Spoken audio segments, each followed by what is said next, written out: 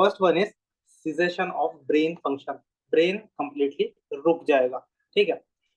Second one is जब brain रुक जाएगा तो ब्रेन का रेस्पिरेटरी सेंटर है वो भी स्टॉप कर देगा working, so respiratory centre will also stop. Then comes the circulation, circulation will ultimately stop and blood will cease. Then there is primary flaccidity of muscle, means क्या है इसका मतलब कि जो मसल है वहां तक एडिक्वेट नर्व सप्लाई और ब्लड सप्लाई नहीं पहुंच पाएगा, the muscle will go inactive, there will be flaccidity of muscles, ठीक है। Then we have early changes, what are the early changes, like the patient died 1 hour ago, so what will be the changes? First one is changes in the skin. The skin will become pale.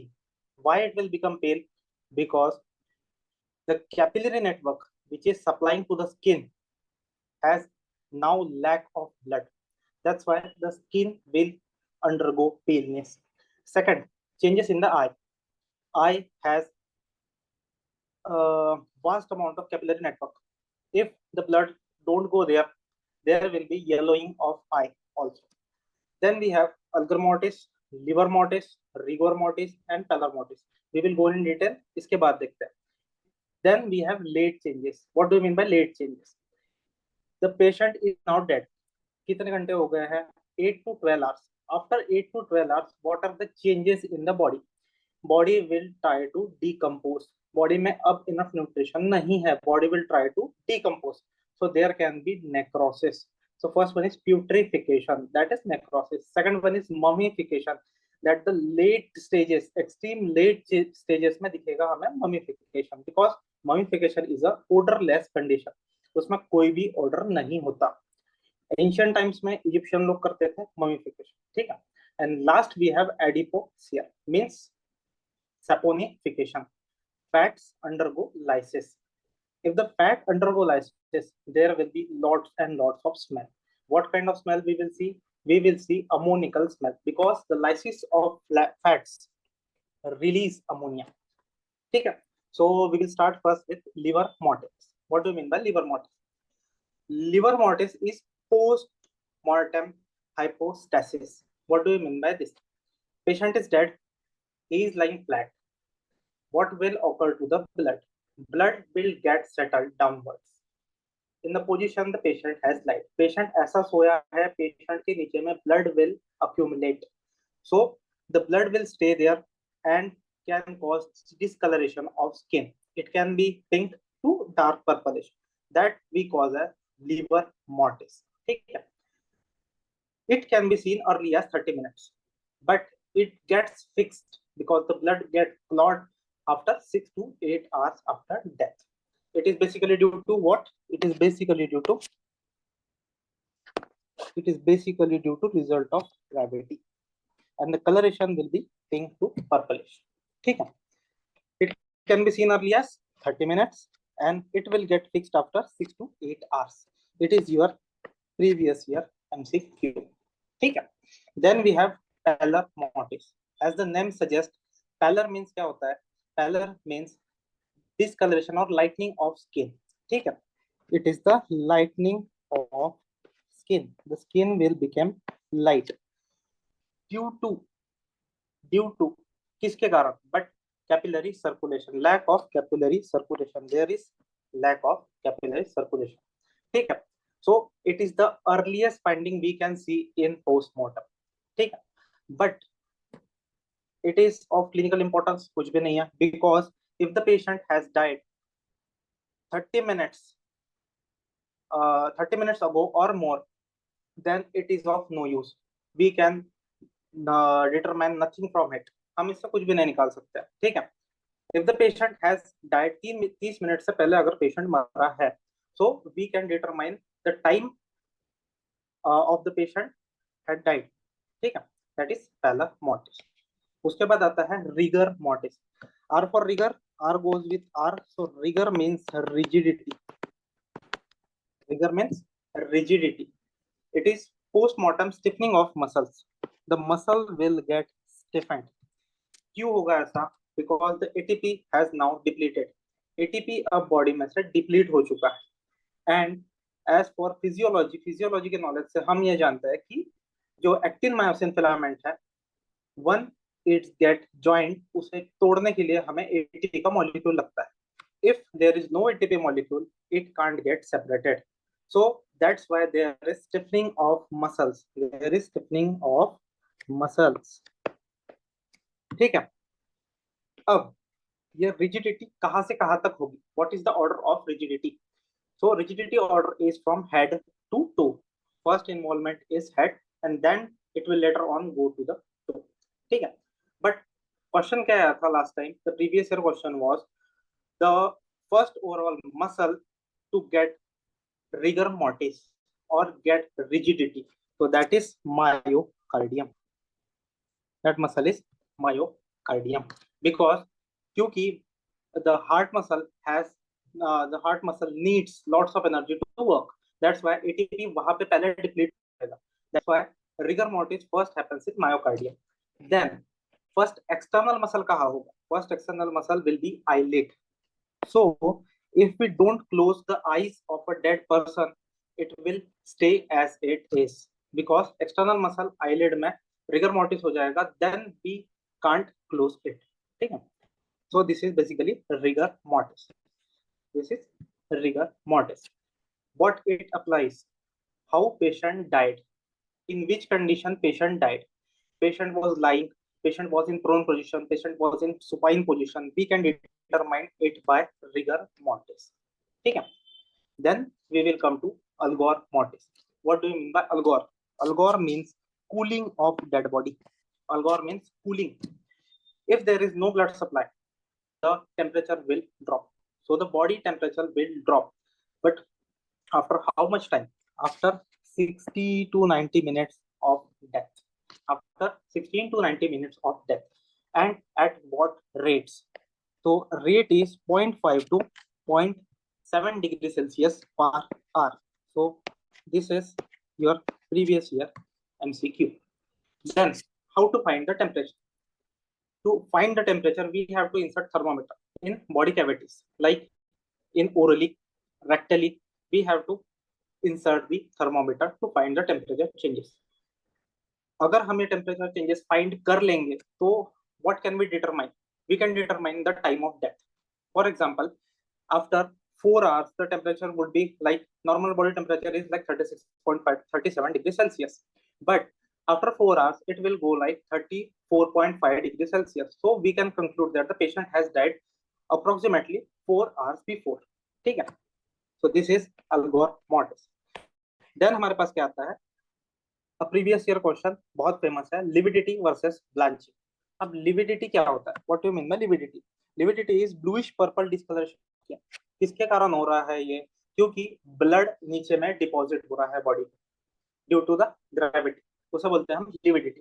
But blanching क्यों हो रहा है? Blanching is whitish discolouration. क्यों हो रहा है ऐसा? Because कि जो एरिया बॉडी के प्रेशर पे थे, जो बॉडी के एरिया प्रेशर्ड पे थे, वहां पे ब्लड नहीं रुका, वहां पे ब्लड नहीं रुका. So that area will be white. So हम उसे बोलते हैं ब्लांचिंग. ठीक है. अब लिविडिटी कब से शुरू होती है? This is your previous year question. Lividity begins 30 minutes after death. Lividity begins 30 minutes after death. Blanching कब एंड होता है? Blanching ends before 12 hours. Then the blood is fixed. अब बॉडी की पोजीशन कैसे भी चेंज कर दो, the blood is fixed, so it is non blanchable. अब बॉडी का जहां पे कलरेशन हो चुका है ऑलरेडी, वहां से कलरेशन नहीं लेगा. So blood become fixed, non-blanchable after how many hours? 12 hours. So it is a previous year question. ठीक है. Then comes famous question, liver mortis versus rigor mortis, asked in many vivas. So liver mortis सबको पता है, cooling of blood due to the gravity. 30 minutes begins 30 minutes after death. What do you mean by rigor mortis? Stiffened muscles. क्यों हो रहा है? Lack of ATP. Actin myosin bond नहीं टूट रहा है. That's why there is rigidity of the muscles. कब begin होगा ये? 2 to 4 आवर्स आफ्टर डेथ. ठीक है. 2 to 4 आवर्स आफ्टर डेथ. ठीक है. ये हो गया पोस्टमार्टम चेंजेस. क्या क्या था इसके अंदर? Livor mortis, algor mortis, rigor mortis and tailor mortis. ठीक है.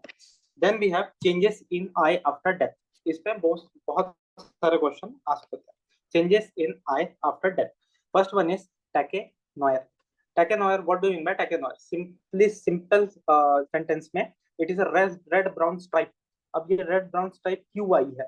Earlier eye yellow हो जाती है after death if someone, किसी ने close नहीं करी eyelid किसी पेशेंट की आफ्टर डेथ. सो एयर के कांटेक्ट में आने से और अंदर में ब्लड सप्लाई डिक्रीज होने के कारण eye changes its colour. So first होगा येलोइंग. तो first changes will be yellowing. Then क्या होगा, जो एरिया बाहर रह गया है, जो एरिया बाहर रह गया है आईलिड ने कवर नहीं करा है, सो दैट एरिया वहां पे कंटिन्यूअस एयर के एक्सपोजर के वजह से वो ड्राई हो जाएगी. तो that causes tache noire. So that causes tache noire. So this is your question, tache noire. Second क्या है? सेकंड है हमारे पास टार्डियो स्पॉट्स. टार्डियो स्पॉट्स क्या है? It is caused by strangulation. अब if someone strangulated the victim, like किसी को फांसी दी किसी ने या किसी ने सेल्फ सुसाइड की for example, so pressure here increases. Pressure यहाँ बढ़ेगा. अब प्रेशर यहाँ इंक्रीज होगा तो ग्रेटर चांसेस है हमारे पास कि हमारे पास स्मॉल वेसल जैसे कैपिलरीज में है वहां हीमोरेजेस होने के बहुत chance. So we will get petechial haemorrhages. अब ये पैकेटियल हीमोरेजेस हमें कहाँ मिलेंगे? What are the weak zones? तो वीक जोन्स हमारे पास है हमारी कंजक्टिवा. तो फर्स्ट वन हमें ये स्पॉट्स कहाँ मिलेंगे? टार्डियो स्पॉट्स दिखेंगे हमें कहाँ? कंजक्टिवा के ऊपर. क्यों मिलेंगे हमें ये? Water caused by capillary rupture. किस किस प्रेशर की वजह से होगा? This is due to strangulation. अगर हम किसी को स्ट्रैंगुलेट कर देंगे प्रेशर इंक्रीज होगा. Pressure will increase and cause petechial hemorrhages and that will cause cardio spots. This is also a postmortem change. Then we have Kevorkian signs. Kevorkian sign most commonly NEET PG में पूछा जाता है, FMG में आया नहीं है, but there are high chances कि ये एफएमजी में पूछ ले. ठीक है, क्या होता है? आफ्टर डेथ रेटिनल वेसल जो होता है उसका सेगमेंटेशन हो जाता है. मींस ये जो रेटिनल वेसल्स थे इसमें सेगमेंट्स बनना शुरू हो गए, स्मॉल सेगमेंट्स. ठीक है, ये किसको अपेयर कर रहा है? दिस अपीयर्स लाइक शेप के, अल्फाबेट के. तो इसका नाम हमने क्या दिया है फिर? केवोर्कियन साइन. ठीक है, इसे बोलते हैं हम वेसल सेगमेंटेशन और ट्रकिंग. वेसल सेगमेंटेशन और ट्रकिंग. बट क्वेश्चन कहाँ पूछा गया था? कौन से वेसल में ये प्रॉब्लम होती है? Segmentation happens in which vessels? तो हैपेंस इन रेटिनल वेसल्स.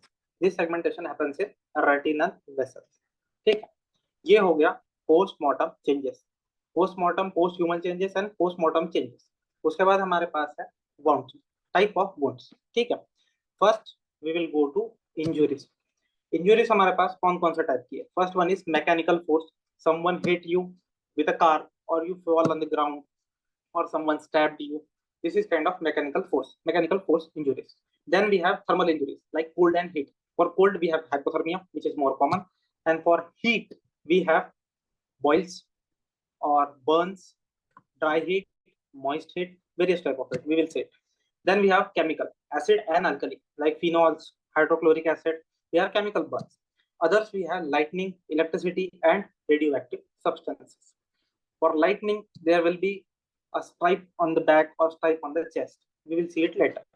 पहले देखते हैं मैकेनिकल फोर्स. मैकेनिकल फोर्स में we have two types of force. First one is blunt force and second one is sharp force. What do you mean by blunt force? For example, a car hit you. Car ने आके तुम्हें ठोक दिया. That is blunt force. If someone hit you on the abdomen with a bat, किसी ने तुम्हें bat से abdomen पे मार दिया, that is a blunt force. अब blunt force में क्या क्या चीजें होगी? अगर या तुम गिर गए कहीं ग्राउंड पे तो दैट इज ब्लंट फोर्स. तो first one is abrasions. What do mean by abrasions? Childhood में सब लोग गिरे होंगे, फ्लोर पे गिरे होंगे या बाहर खेलते हुए गिरे होंगे. So this kind of injuries you have noticed. There are multiple scars, small bleedings. This is known as abrasions. This is known as abrasions. ठीक है, देन वी हैव कॉन्ट्यूजन और ब्रूस. कॉन्ट्यूजन को कंकशन से confuse मत करना. What is contusion? Contusion is नील. जो गोरे लोग होते हैं, फॉर एग्जांपल तुम उसे कहीं पे कुछ हल्का सा भी मार दो या फॉर एग्जांपल कहीं हल्का सा भी ट्रॉमा हो जाता है तो नील पड़ जाता है. दैट नील इज कॉन्ट्यूशन. और bruise, it is not haemorrhage, it is only contusion. It is painless, can slightly painful, it is discolorated purple in color, that is contusion. Concussion goes to the brain. Concussion brain से related है, contusion कहीं भी हो सकता है body पे, it is basically a knee. Then we have laceration. What do you mean by laceration? Laceration का मतलब ये होता है कि laceration में the boundaries are irregular. The boundaries are irregular. So ये जो कट लगा है या कहीं से इसे ट्रॉमा हुआ है, these boundaries are irregular. Sharp object से ये इंजुरी नहीं हुई है. That's why it is called as laceration. Margins are not smooth. ठीक है. Then we will go for sharp force. What do you mean by sharp force? किसी चाकू से लग गया, किसी सीजर से लग गया, या किसी ने किसी को चाकू मार दिया, that we call as sharp force. किसी sharp object से hit होना. First one is incised or cut. Incised और cut कैसा दिखेगा? First we have smooth margins. ऐसा लग रहा है किसी ने सर्जिकल ब्लेड से काटा है. First we have smooth margins. Then we can see there is tailing. There is tailing. दोनों साइड में टेल बन रही है. मीन्स किसी स्मूथ ऑब्जेक्ट ने इसे काटा है. ठीक है. सो दिस इज इंसाइज्ड और कट इंजरी. उसके बाद आता है स्टैब और penetration injury. What do you mean bye stab? किसी ने चाकू घोंप दिया, किसी ने चाकू घोंप दिया, someone stabbed, that is stab injury. But stab injury के बहुत सारे अलग अलग केसेस आ सकते हैं. For example this is a scissor stab. किसी ने सिर में ही सीजर स्टैब कर दी, this is a stab injury. Stab injury का एक क्लासिफिकेशन है, it depends upon objects the mark it leaves. For example, if someone hit someone with a knife, किसी ने किसी को चाकू से मार दिया. As you know, घर पे देखोगे चाकू का shape, the upper part is blunt and the bottom part is sharp. तो that will make a fish tail sign. That will make a fish tail sign inside the lacerated part. ठीक है. ये हो गए हमारे शार्प एंड ब्लंट फोर्स. ठीक है. Then we will come to firearms. इसमें किसी को कोई डाउट है? अप टू दिस किसी को कोई डाउट इसमें? Any doubts please ask.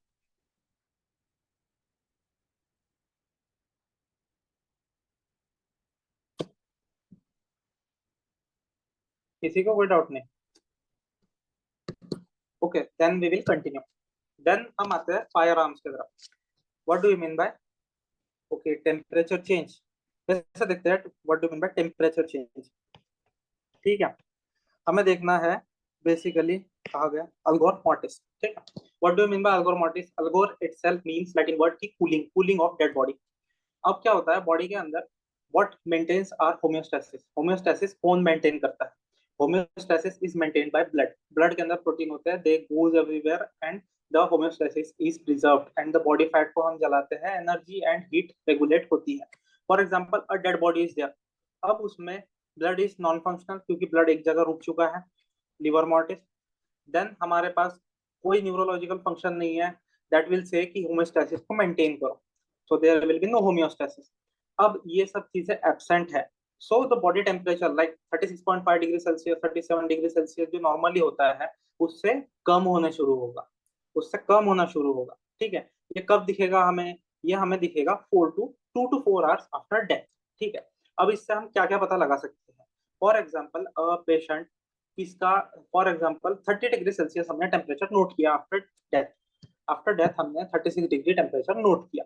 So basically उसको कितना टाइम हो गया है?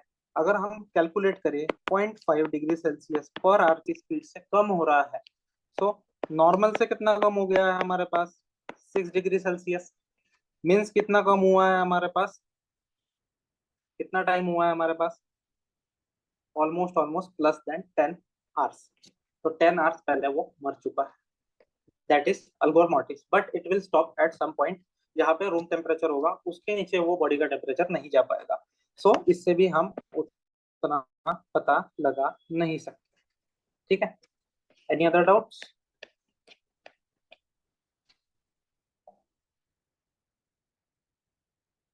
और शुड आई कंटिन्यू? कंटिन्यू. ठीक है. Then we will come to firearms. What do you mean by fire arms? Fire arms का मतलब होता है गन शॉट इंजरीज. मींस किसी ने किसी को बंदूक से मार दिया. ठीक है. अब इसका डिफरेंशिएशन कैसे करेंगे कि उसने कहाँ से मारा, कितनी दूर से मारा और किस चीज से मारा। तो फर्स्ट है, हम देखेंगे कि we have 4 types of shot. First is contact shot. Contact shot का मतलब क्या है, डायरेक्टली उसने स्किन पर लगाया एंड डायरेक्टली ही हिट, तो that is contact shot. Contact with the skin, हमने डायरेक्टली कॉन्टैक्ट किया and we shoot the gun, that is contact shot. Then we have close shot. अब कोई सामने गन तान के खड़ा हो जाता है, डिस्टेंस कितना होता है, 1 to 2 फुट ज्यादा से ज्यादा, ठीक है, या यहाँ भी रखेगा सामने, तो it is not touching the skin, skin को टच नहीं कर रहा है, सो दैट इज क्लोज शॉट, ठीक है। अब विद इन 6 फीट या 2 मीटर्स के डिस्टेंस पे है, कोई भी विद इन 6 फीट या 2 मीटर के डिस्टेंस पे है, तो that is a near shot. अब वो ज्यादा दूर भी नहीं है, ज्यादा पास भी नहीं है, बट वो बीच से मार रहा है, ठीक है, that is a near shot. And what do mean by distance, distance mean कोई स्नाइपर मार रहा है या तो कोई 10-15 मीटर दूर से हमें मार रहा है, टारगेट कर रहा है, that is a distance shot, ठीक है। अब इसे डिफाइन कैसे करेंगे। कॉन्टैक्ट शॉट सबसे इंपॉर्टेंट है क्योंकि उसका बहुत सारे क्वेश्चन आते हैं। And what do define, why we define contact shot, सबसे पहले muzzle impression. What do mean by muzzle. अब गन का बैरल जिसने देखा होगा, गन के बैरल के ऊपर एक नॉब होता है ब्लैक कलर का, अबव और बिलो, ठीक है। वो होता है जो शॉकवेव निकलती है गन से उसे मेंटेन करने के लिए, ताकि बुलेट अपना रास्ता ना भूले, bullet will hit the target, इधर उधर ना जाए। So the muzzle gets warm. कभी तुमने मूवीज में देखा होगा, जब we shoot from a gun, gun से हम जब शूट करते हैं, so there is a burst of fire, fire निकलती है जहां से बुलेट जाती है, ठीक है। फर्स्ट ऑफ ऑल एक बार बुलेट देख लेते हैं, ठीक है, फर्स्ट एक्सप्लेन करेंगे पहले, ठीक है। Bullet is something like this, ये बुलेट है, इसको हम बोलते हैं कार्ट्रेज, और ये है हमारी एक्चुअल बुलेट, ठीक है। जो कॉपर वगैरह की होती है, कॉपर का सिग्निफिकेंस ये है, इन केस बॉडी में रह जाए तो it itself can cause toxicity और पेशेंट विल डाई, ठीक है। कार्ट्रेज में होता है तुम्हारा बारूद, मीन्स जो एक्सप्लोसिव मटेरियल है वो तुम्हारा कार्ट्रेज में होता है, ठीक है। इस पिन पे आके पीछे में ट्रिगर हिट करता है and the bullet gets fired, bullet निकलती है। अब क्या है, अल्टीमेटली क्या होना है, this cartridge will also gets push forward, ये कार्ट्रिज भी सामने जाएगा, देन इसके अंदर का एक्सप्लोजिव भी सामने जाएगा, एंड बुलेट तो अल्टीमेटली सामने जाने वाली है। सो क्या होता है, ये कार्ट्रिज जब पीछे रह जाता है, इसमें से बहुत सारा गन पाउडर भी लीक हो जाता है। अब ये बहुत सारा गन पाउडर तो लीक हुआ ही हुआ, उसके साथ बुलेट भी सामने निकल गई। So this gun powder can cause different type of injuries and this bullet will kill the patient, जो भी होगा he will kill it, ठीक है। so this is the basic mechanism of bullet। अब इसके हिसाब से कैसे चलेगा, फॉर एग्जांपल मजल इंप्रेशन, मजल किससे बोलते हैं, ये गन के ऊपर या नीचे एक प्रेशर सेंसिटिव नॉब होता है जो कंट्रोल करता है कि गोली जो 2000 किलोमीटर पर सेकंड की स्पीड से जा रही है वो इधर उधर ना बढ़े। सो ये हीटेड हो जाता है बहुत ज्यादा, अगर ये हीट होगा तो it will leave a burn marks, तो ये बर्न मार्क जो लीव करता है इसे बोलते हैं हम मजल इंप्रेशन, दिस इज मजल इंप्रेशन, इसे बोलते हैं हम मजल का इंप्रेशन, ठीक है। किसमें दिखेगा ये दिखेगा हमें कॉन्टैक्ट शॉट। सेकंड, अब कोई चीज कॉन्टैक्ट से हम मार रहे हैं, फॉर एग्जांपल बुलेट गन यहाँ रखी है एंड वी शूट, तो क्या होगा, अब बुलेट के साथ जो फायर आर्म्स का मटेरियल था, कार्ट्रिज भी था, उसके अंदर का गन पाउडर भी था, everything will come at one point. तो इसके कारण क्या होगा, वहां पे धज्जियां उड़ जाएगी, इन शॉर्ट जो मूवीज में बोलते हैं कि धज्जियां उड़ जाएगी, that is stellate wound. Stellate wound कैसा दिखता है, so this is basically your stellate wound. Stellate shape का मतलब ही क्या होता है, स्टार लाइक शेप, ऐसा दिखेगा कुछ स्टेलेट, तो दिस इज स्टेलेट वुंड। कहाँ पे दिखेगा, only and only in contact shot, ठीक है। अब उसके बाद आता है हमारे पास बर्निंग, ब्लैकनिंग और टैटूइंग। अब बर्निंग किसके वजह से होती है, बर्न किसके वजह से होगा, burn is due to the flame, जो गन से गोली निकली थी उसके साथ बारूद का जो फ्लेम निकला था, that will cause the burn. What cause blackening, जो कार्बन का सूट होगा या जो स्मोक होगा, that will cause the blackening. And what is known by tattooing, tattooing मतलब क्या, tattooing is caused by gunpowder, क्योंकि gunpowder itself is explosive, so वो आसपास जमा हो जाएगा and itself can cause burn injuries, so this is what is tattooing. So ये तीनों चीजें किसमें मिलेगी हमें, तीनों चीजें मिलेगी हमें कॉन्टैक्ट शॉट।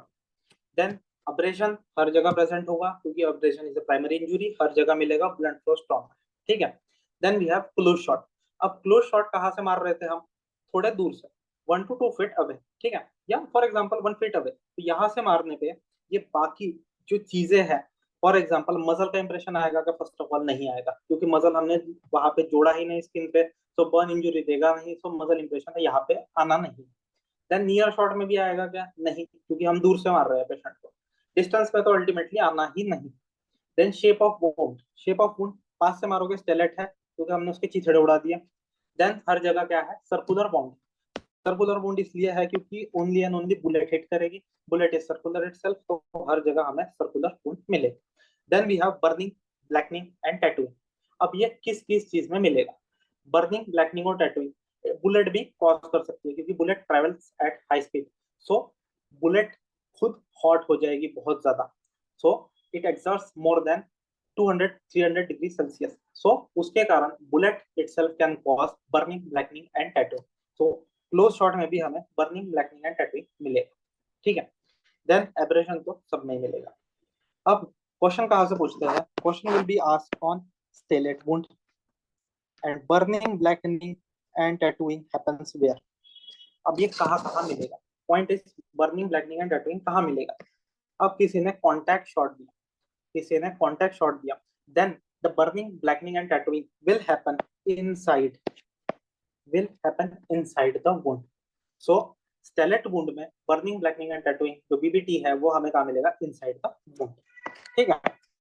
तो सेकंड, उसके बाद है हमारे पास क्लोज शॉट। क्लोज शॉट में भी बर्निंग, ब्लैकनिंग, टैटूइंग मिलेगी, बट वो इनसाइड द वुंड होगी क्या, हाँ वो भी इनसाइड द वुंड होगी, but it will not be as severe as contact shot. Then सिर्फ नियर शॉट में only we will see tattooing, near shot में सिर्फ टैटूइंग मिलेगा, बर्निंग, ब्लैकनिंग नहीं मिलेगा, एंड डिस्टेंस शॉट में तो अल्टीमेटली नहीं मिलना है। एब्रेशंस आर प्रेजेंट एवरीवेयर, सब में एब्रेशन मिलेगा ही मिलेगा। Question will be asked on stellate wound, burning, blackening, tattooing, and that's it for fire arms. Fire arms में किसी को कोई doubt,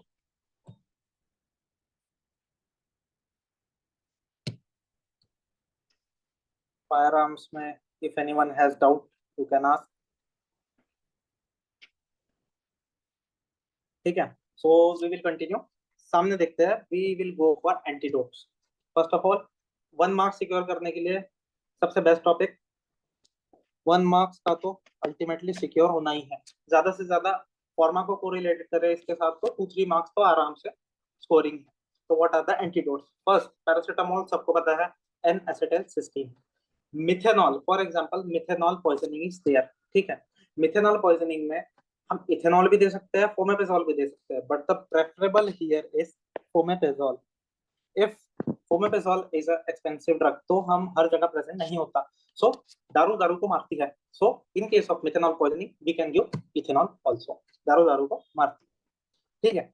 then we comes, there comes the carbon monoxide poisoning. अब carbon monoxide has higher affinity to haemoglobin than of oxygen.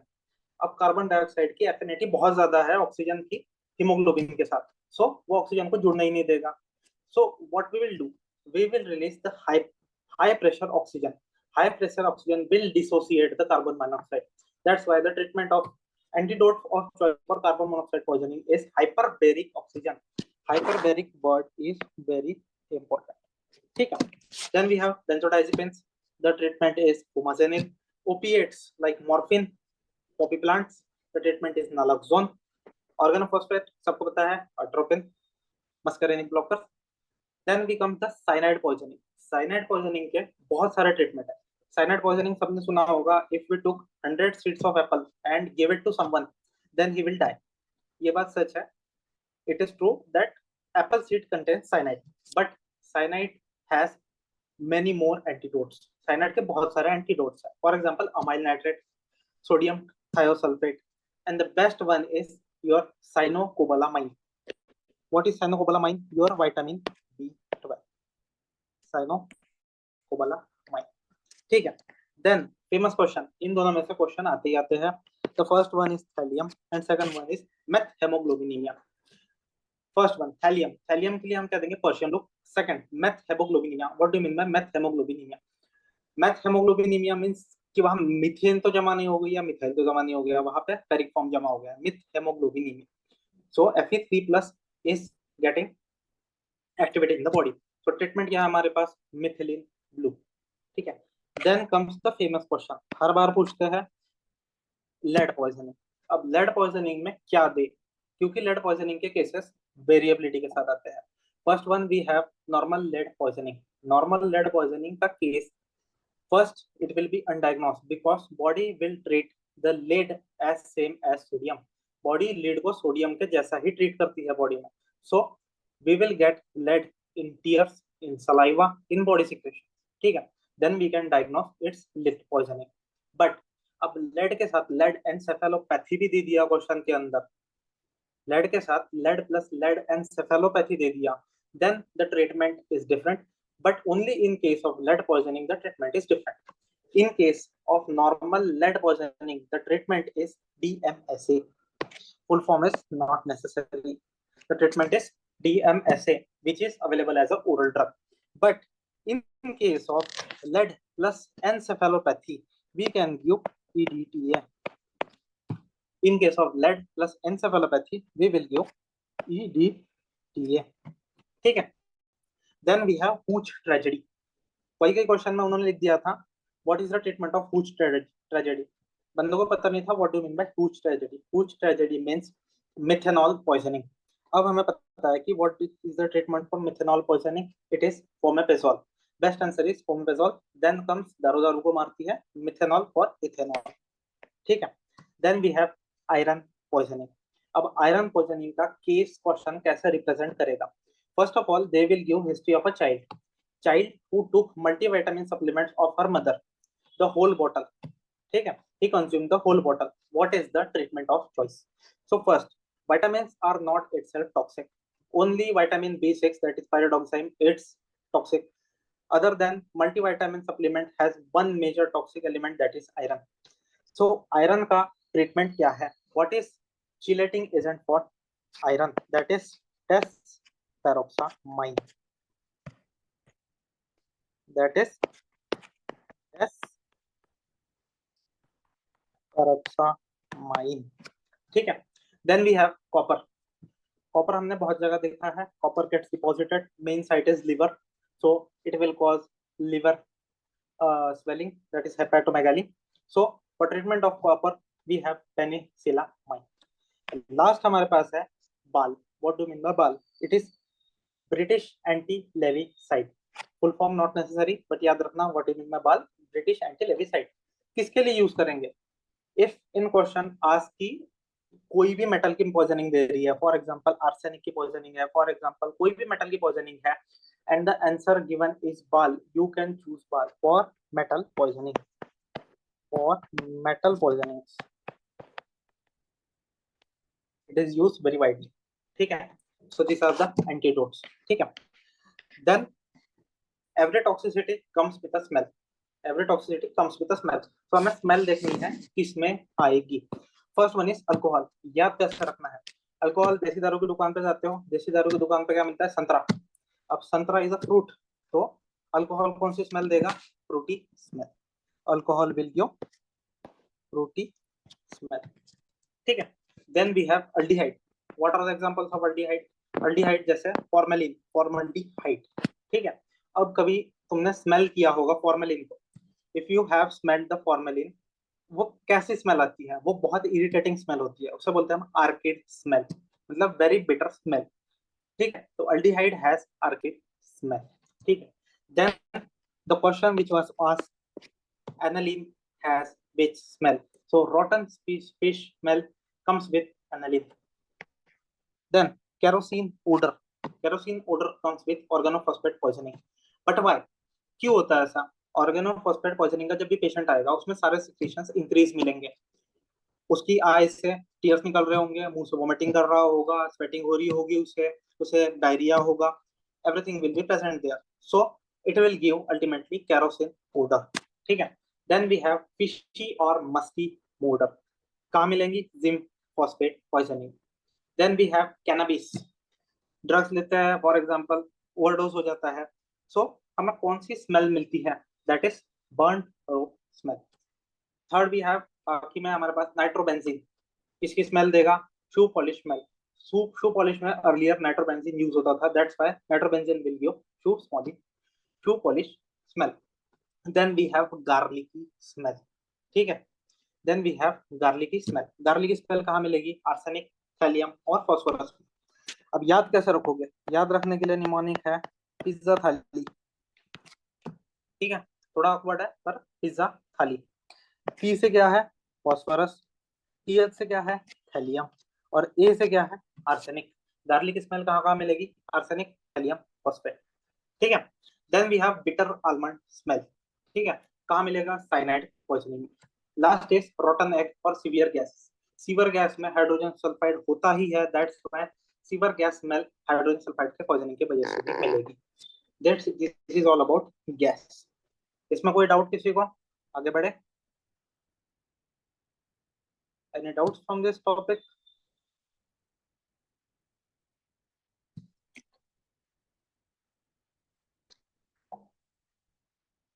We should be continue, ठीक है, तो we will continue. Next topic हमारे पास है MTB. MTB means medical termination of pregnancy. हमें pregnancy को terminate करना है, but what are the indications and what are the contraindications for medical termination of pregnancy? First of all, MTP act कब आया था? This was the previous year question. MTP act कब आया था? 1971। बट न्यू एमटीपी एक्ट कब आया है? It is in the 2021। 2021 में न्यू एमटीपी एक्ट आया। So what are the indication? What will be the act justify कि एक्ट ने क्या बताया? Indications are, first one is contraceptive failure. If the contraceptive failure happens, you can do a MTP. So that cause is social cause. For example, किसी को already दो तीन बच्चे हैं, उन्हें अब बच्चे नहीं करने, if she gets pregnant due to contraceptive failure, then we can terminate the pregnancy. So this is a social cause. Then we have child malformations. For example, anencephaly हो गया किसी को, for example किसी को C. Liams disease हो गया, किसी का organogenesis नहीं हुआ, so that is a eugenic cause. Means if the survival rate of the child is very low after delivery, we can terminate it early. That is child malformation. Third one is mother, risk of life, ठीक है। अब risk of life कैसे होगा? For example, there is something which is compressing the aorta or which is threatening to life of mother, we can terminate the pregnancy. So that is a therapeutic cause. Then we have physical or mental anomalies like anencephaly, like C. Liams disease, phocomelia, and many more.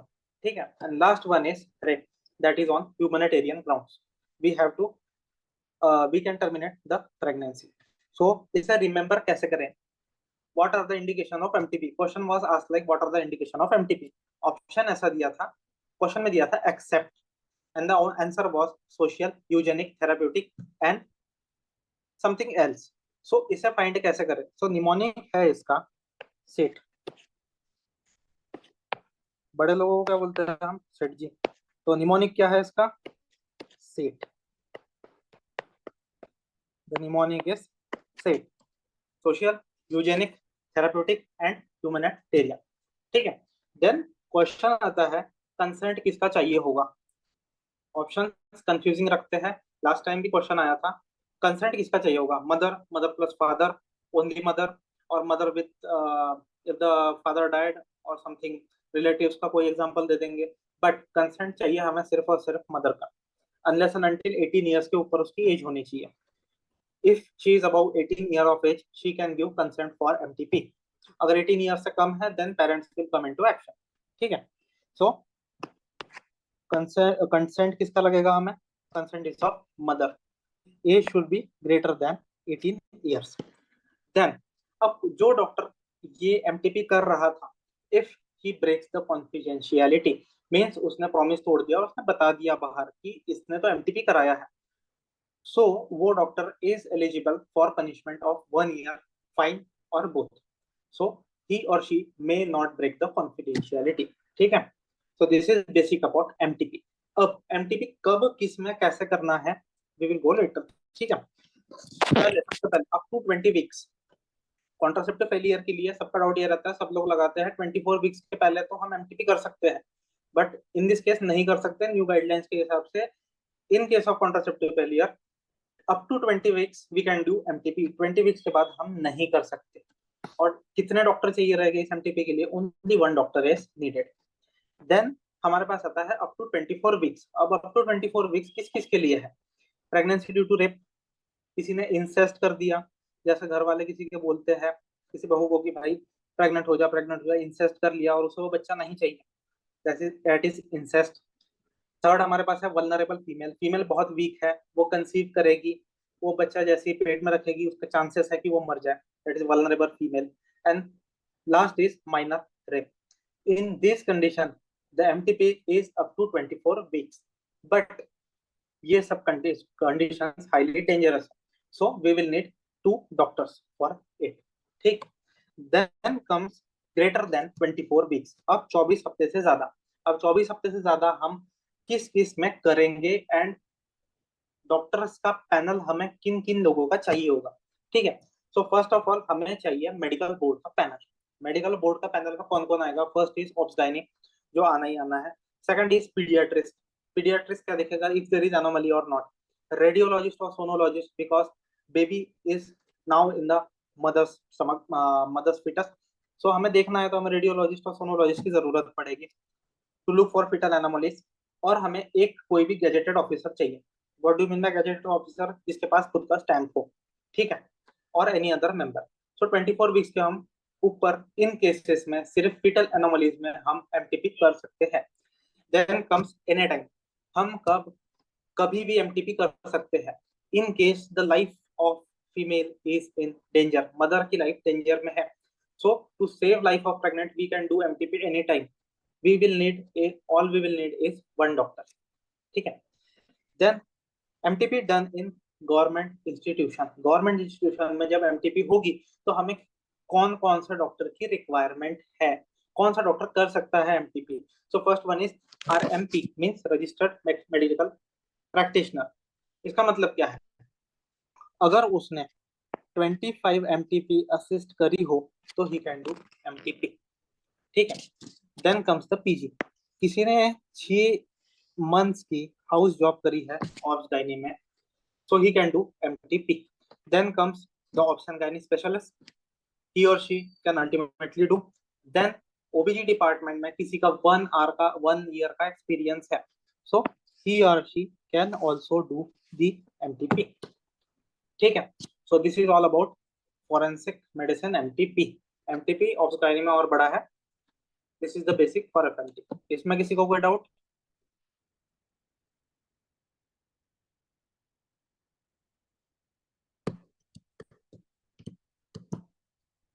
और should be continue?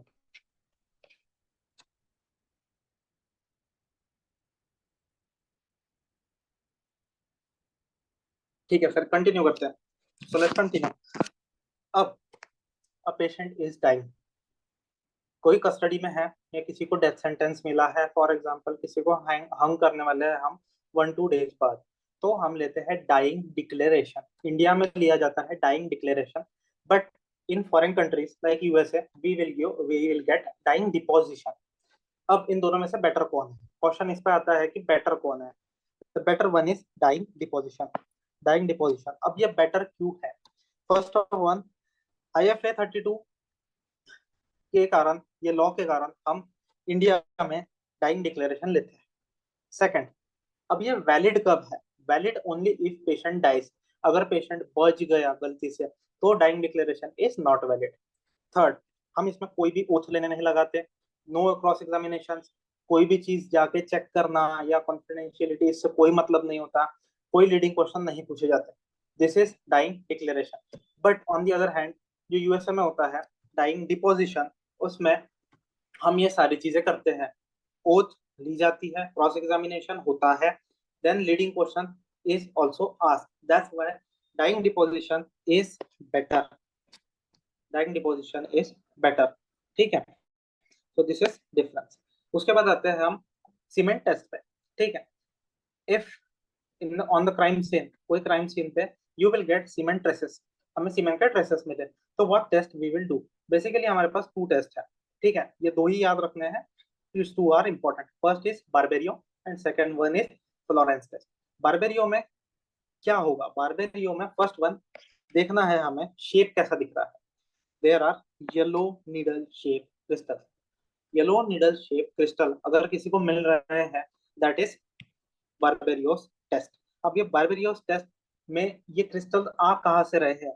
Because stand किससे react कर रहा है हमारा? Picric acid से। We will use picric acid. Question आया है what we will use in Barberio's test, we will use picric acid.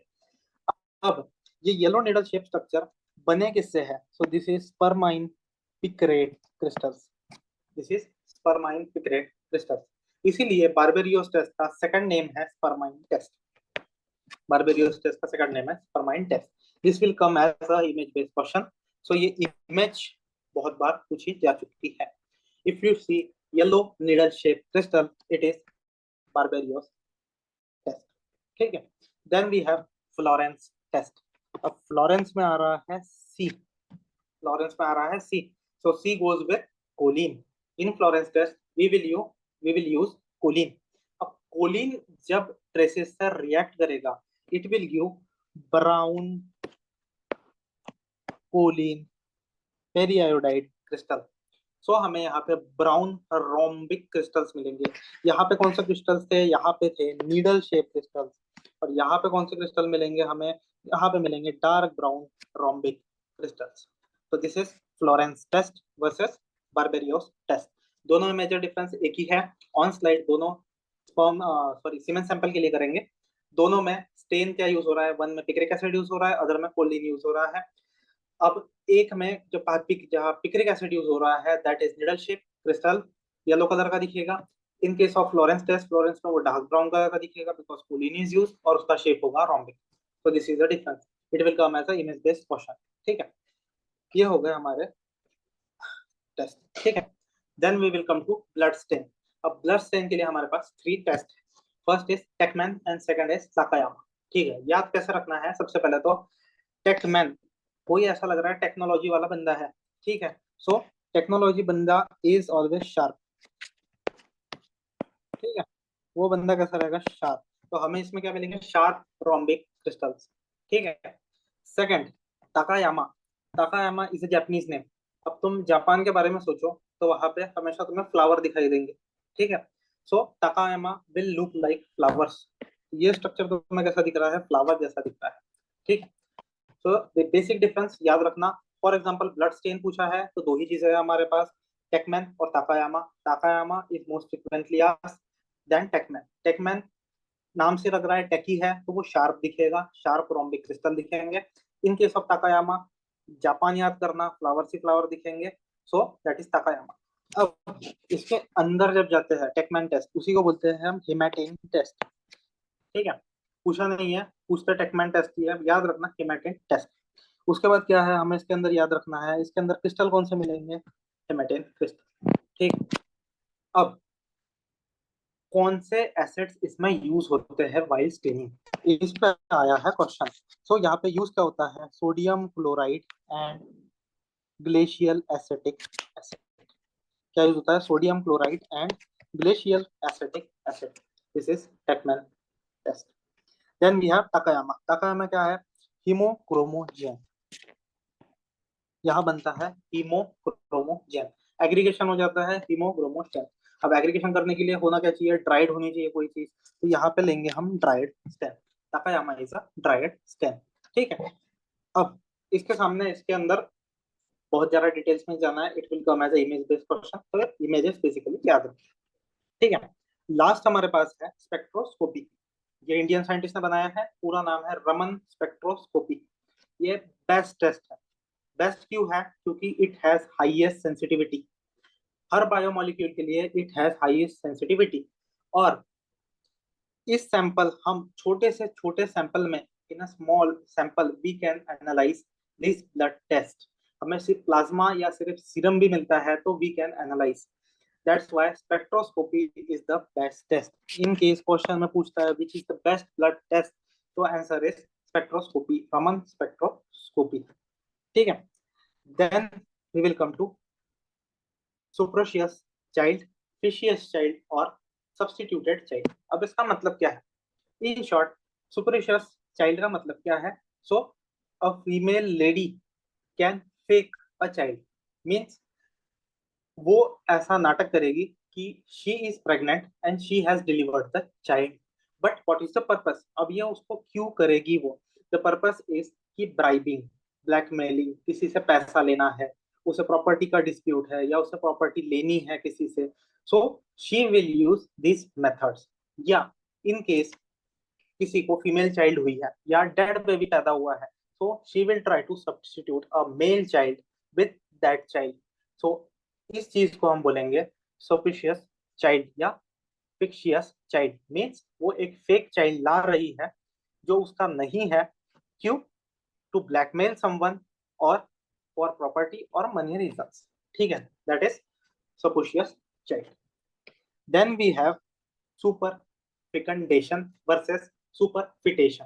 ठीक है, अब हाईलाइट मैंने क्यों करके रखा है? Super fecundation has 1 T and superfetation has 2 T.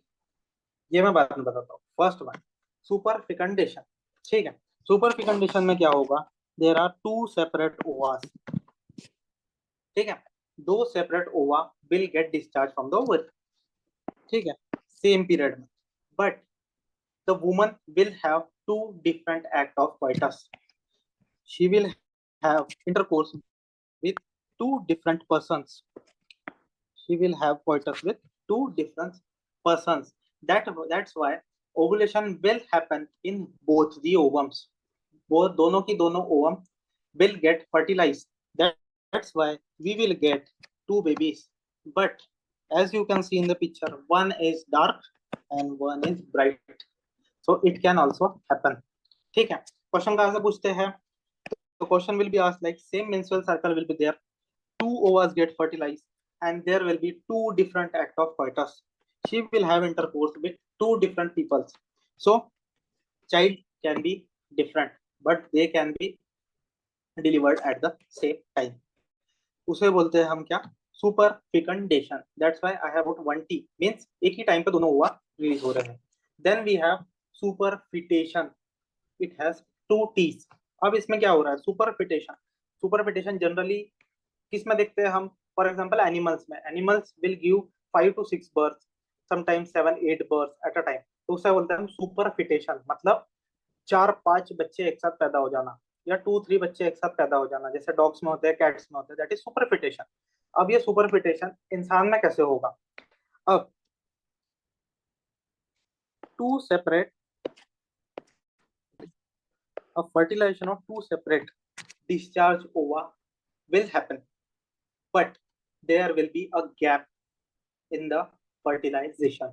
Means क्या होगा? एक ओवा आके रुका, but ova is still viable, but after some time second ova also comes, so it will also get fertilized. So it will get fertilized by only one person. So हमें जो बच्चे मिलेंगे it will be identical. In this case हमें क्या बच्चे मिल रहे थे? One is dark and one is bright. पर सुपरफिटेशन में क्या होगा? There are more than 2 babies, but they will look like the mother and father. ठीक है, अब it is a very unlikely occurrence. Generally होता नहीं है, बट ये हमें कब देखने मिलेगा? For example, if the patient has double uterus or uterine didelphys. Means, for example, if there are 2 uterus, one uterus has didelphys, one uterus contains 2 child and another uterus contains 1 child. That's why there are more than 2 childs. ठीक है, अब इसमें catch point क्या है? 2 infants will have different stage of development. Means कि one will born as premature and another will born as mature. तो इसमें हमें डिफरेंशिएशन मिलेगा. बट सुपरफिकेशन में क्या होगा? सेम जेस्टेशन एज के साथ, सेम मैच्योरेशन के साथ बच्चे पैदा होंगे. ठीक है, so this is the difference between superfecundation and superfetation. इसमें किसी को कोई डाउट? ये क्वेश्चन मोस्ट फ्रीक्वेंटली आस्क्ड है.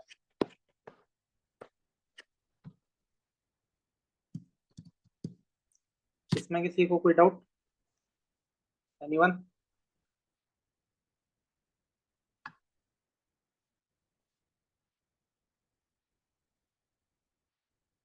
सो शैल वी कंटिन्यू? और किसी को कोई डाउट है? ठीक है, so last one is posthumous child. हम पोस्टह्यूमस चाइल्ड किसे बोलते हैं? Child born after death of father, means father तो मर चुका था, then the child will get born, so sense नहीं बनाता, इसलिए दैट इज पोस्टह्यूमस चाइल्ड। ठीक है। देन हमारे पास है टाइप ऑफ नॉट्स, मीन्स किसी ने खुद को स्ट्रैंगुलेट कर दिया या किसी को खुद को ही हैंग कर दिया, सुसाइड कर ली, तो we have hangman's knot. Basically यही नॉट यूज होती है in punishment, hangman's knot. Ideal side कहाँ है इसका? Below the chin, but on which side? Angle of left mandible, on this angle. Then इसी का वही है hangman's fracture. The fracture which is caused by hangman's knot is called as hangman's fracture. अभी fracture कहाँ होगा? It will happen in C2 vertebra. C2 vertebra टूट जाएगी। अब C2 वर्टिब्रा टूट जाएगी तो ब्रेन स्टेम भी टूट जाएगा, so ultimately will result in death. ठीक है। so this is hangman's knot versus hangman's fracture। ठीक है। then we have abuse। ठीक है। then we have abuse। अब अब्यूजर्स कौन होते हैं? मोस्टली चाइल्ड्स होते हैं या टीनेजर्स होते हैं। अब there are various methods for abuse. First one is sniffing. Solution वाली बात सबने सुनी होंगी, सुलोचन वाला बच्चा। तो स्निफिंग इज सुलोचन, वो स्निफ कर रहा है, जो थिनर आते हैं उसे स्निफ कर रहा है, ठीक है, to get high. Second is bagging. ठीक है। There is substance in the bag and they are inhaling it, that is called as bagging. Third हमारे पास है huffing. Huffing is through a medium, मतलब हम कोई क्लॉथ या हम हैंकरचीफ का यूज करेंगे टू हफ समथिंग। ठीक है। Then we have spraying. Spraying किसके लिए बेसिकली अप्लाई होता है? It will go for aerosols. Then we have ग्लेडिंग। अब दिस स्प्रे को डायरेक्टली कंटिन्यूअसली कोई इनहेल कर रहा है इन लार्ज क्वांटिटीज में कर रहा है, दैट इज ग्लेडिंग। स्प्रे को इनहेल कर रहा है। एंड लास्ट हमारे पास है डस्टिंग। डस्टिंग मतलब कोई पाउडर सोर्स ले रहा है, दैट इज डस्टिंग। सो ये है बेसिकली मोड्स ऑफ अब्यूज। ठीक है। There are 6 modes of abuse. Photo देंगे, क्वेश्चन पूछेंगे। बैगिंग वाज आस्क्ड, ठीक है। स्प्रेइंग वाज आल्सो आस्क्ड, ठीक है, पूछ सकते हैं। Then we have postmortem lividity spots. Means क्या हो रहा है? इन केस पेशेंट मर गया with toxicity, he consume something toxic and he died, तो उसकी बॉडी पे स्पॉट्स आ जाएंगे। तो that spots for different poisons और different toxins are different. First one is cherry red spot. Cherry red spot किस में दिखेंगे? Carbon monoxide poisoning. Then we have bright red spot seen in cyanide poisoning. Dark brown spots are seen in phosphorus and aniline. Black spot, this is important. Black spot is seen in opium, means poppy plant, morphine. Black spots are seen in opium toxicity. Then we have bluish green. अब याद कैसे रखना है? Gutter का colour क्या होता है? Bluish green, ठीक है। सीवर का कलर क्या होता है? ब्लूइश ग्रीन, उसके अंदर जो मटेरियल जा रहा है।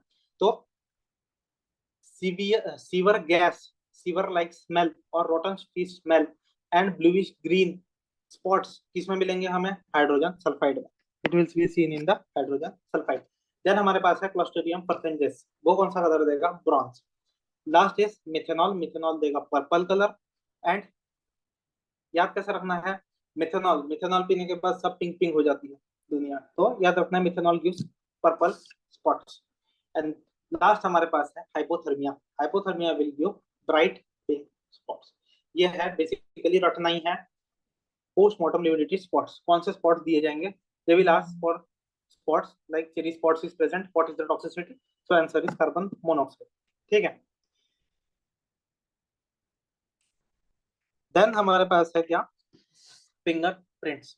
फॉर एग्जांपल बहुत सारे मूवीज में या सीआईडी में देखा होगा, दे will give, they will detect for fingerprints. ठीक है। अब फिंगरप्रिंट डिटेक्शन कैसे होता है and why it is important?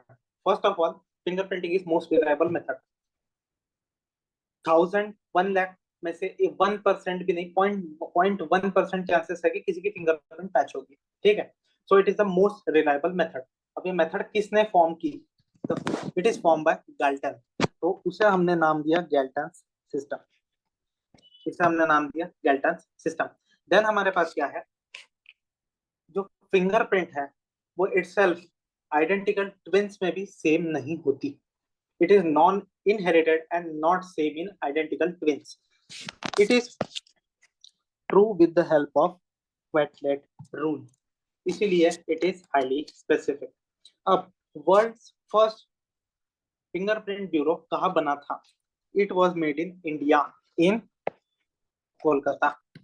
It was made in India in Kolkata. अब फिंगरप्रिंट्स कब डेवलप होते हैं? Fingerprints will start to develop from 12 to 24 weeks in intrauterine life. ठीक है, this is the basic about fingerprints. But अब fingerprints में क्या क्या चीजें होती है? First of all, fingerprint have a core. ये जो स्ट्रक्चर्स है सिलेंड्रिकल, दीज आर कोर्स. ठीक है, अब ये कोर्स जहां जुड़ रहे हैं परपेंडिकुलरली, ये कोर्स जहां जुड़ रहे हैं परपेंडिकुलरली या एंगल बना रहे हैं, that thing is called as delta. ये दो चीजें होती है सबके फिंगरप्रिंट में, कोर एंड डेल्टा. ठीक है, so on basis of core and delta we have divided the fingerprints into three types. Three types, most common is the loop. ठीक है, you can see there is one core and one delta. In loop we have one core and one delta. You can check in all your own hands. Most common is loop. We have one core and one delta. Second आता है थोड़ा rare, that is whirl. Whirl में क्या दिखेगा? Whirlpool जैसे याद रखना, whorl को वर्लपूल जैसे याद रखना. वर्लपूल कैसा रहता है? अंदर ही अंदर गोल गोल. ठीक है, सो it is like a Whirlpool. अब इसमें क्या दिखेगा? वर्ल में क्या दिखेगा? It has one core. It has one core. ठीक है, बट यहाँ पे क्या हो रहा है? नीचे से ऐसे स्ट्रक्चर्स आ रहे हैं. So it has got two deltas. यहाँ पे उसके पास कितने डेल्टा है? It has got two deltas. Wall has one core and two deltas. Then हमारे पास लास्ट आता है arch. Arch is very rare. Arch में ना ही core होता है ना ही delta होता है. These are like wave lines only. These are like wave lines only. So these are the three basic types of fingerprints. First one is loop, second is wall, third is arch. Most common is loop. Loop contains one delta and one core. Wall contains one core or two cores. Depends, but it has two delta. Arch has no core and no delta. ठीक है, so this is about fingerprints. इसमें किसी को कोई doubt? Then we will continue.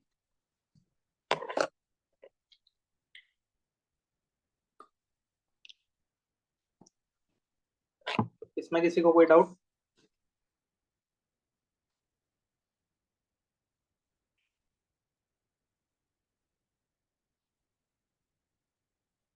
Then we will continue. ठीक है, next topic is witness. ठीक है, first we have term common witness. Second हमारे पास है एक्सपर्ट विटनेस.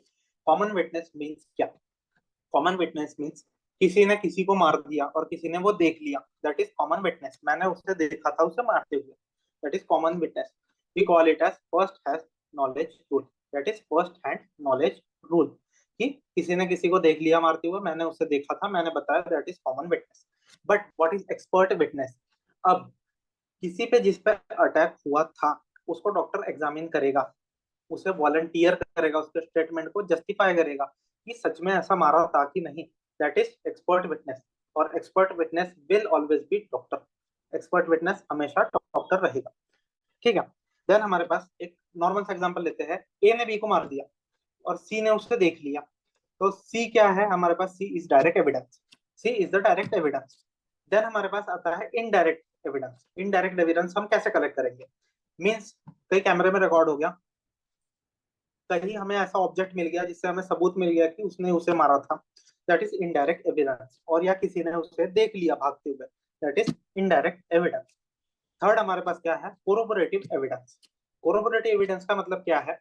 कि एक थर्ड पार्टी आदमी है जो बोल रहा है, क्लेम कर रहा है कि मैंने उसे मारते हुए देखा था विथ समथिंग समथिंग.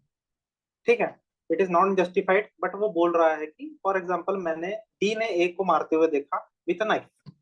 ठीक है, लास्ट हमारे पास है हियर से. नाम में ही है हियर से, कहिया, कहा, सुना. मीन्स कही सुनी एविडेंस. मतलब सी ने बताया था डी को, भाई उसने उसको मार दिया है, और अब डी बता रहा है पुलिस को कि उसने ऐसा मारा है नमक मिर्च लगा के, दैट इज हियर से evidence. So this is all about evidence. उसके बाद आते हैं हम पॉइजनिंग पे, जो प्लांट्स की पॉइजनिंग है। फर्स्ट हमारे पास क्या है, रिसिनस कम्युनिस। सबने ये प्लांट देखा होगा, दिस इज एरंडी प्लांट और कैस्टर प्लांट। कैस्टर ऑयल सब लोगों ने देखा है, सब लोग यूज करते हैं, that comes from Ricinus communis. ठीक है, अब क्या होता है रिसिनस कम्युनिस में, जो कैस्टर सीड्स है उसमें एक टॉक्सिन होता है, that toxin is toxalbumin और राइसिन। अब ये जो राइसिन होता है, it was previously used as a biological warfare agent. क्यों ऐसा करते थे हम, because only 10 seeds of castor plant are highly toxic. It can cause death. ठीक है, but on the other hand castor oil is not toxin. क्यों नहीं है, क्योंकि कैस्टर ऑयल में राइसिन नहीं होता है, it gets filtered, that's why castor oil is not toxic. But the plant Ricinus communis itself is toxic. Castor plant is toxic, but castor oil is not. What is the fatal dose? It is 10 seeds. So this is basically your castor plants. We have striped seeds. Seeds में एक snake जैसा एक texture है, और बाहर से सबने देखा होगा ये कुछ धतूरे जैसा दिखता है। This is your castor plant. Then we have croton tiglium plant. अब ये croton tiglium is a scientific name, सबने नाम सुना होगा जमाल घोटा। जमाल गोटा अर्लियर देते थे लोगों को मारने के लिए। अब जमाल गोटा में क्या है, जमाल गोटा contains the same toxin, toxalbumin means crotin. अब इसमें जो क्रोटीन है, that crotin oil contains ricin. अब ये जमाल गोटे का भी तेल है, it is toxic. Castor oil toxic नहीं था, but croton oil is toxic because it contains ricin. तो इसे भी हम किसी को खिलाते हैं तो ultimately it will cause death. तो जमाल घोटे से भी डेथ होती है। Scientific name is croton tiglium plant. ठीक, उसके बाद आता है हमारे पास एब्रस प्लांट। एब्रस प्लांट को नाम बहुत सारे हैं, रक्ति गुंजा, नॉट गांजा, इट्स गुंजा। उसके बाद है रोजरी बीड। रोजरी बीड हम इसलिए बोलते हैं क्योंकि इन सम ट्राइबल विलेजेस वो लोग इसकी माला बना के पहनते हैं। And last is Indian liquorice. ये सारे नेम है एब्रस प्लांट के।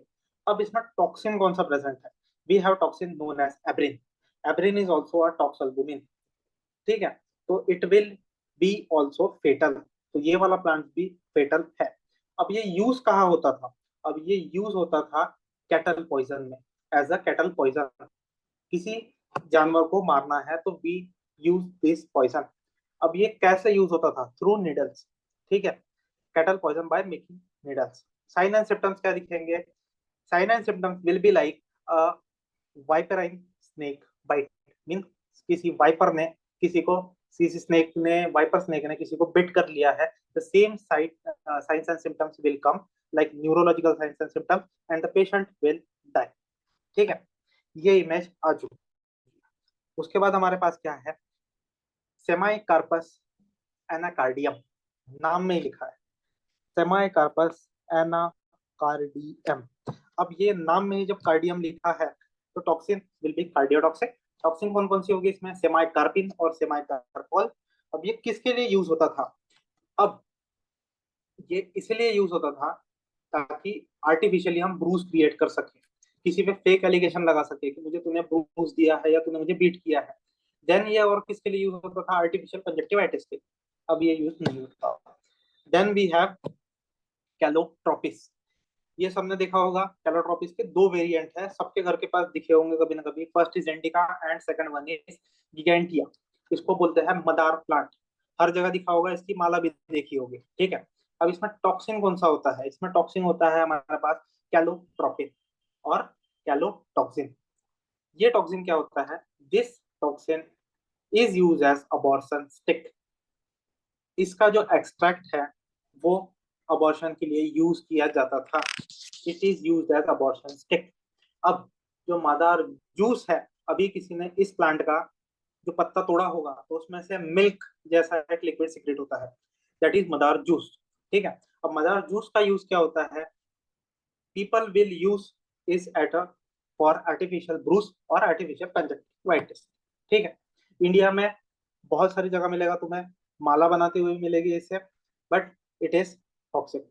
ठीक है। Then we have capsicum annuum. Basically ये चिली प्लांट है। अब जैसा नाम है कैप्सिकम, इसमें टॉक्सिन कौन सा है? कैप्सिसिन और कैप्सिन। अब इसके वजह से क्या होगा? This plant is highly irritable, so it will cause contact dermatitis. It is known as humans head. ये फोटो में दिख रहा है सबको, इसमें कॉन्टैक्ट डर्माटाइटिस हो गया है। This is called as humans head. It is highly irritable.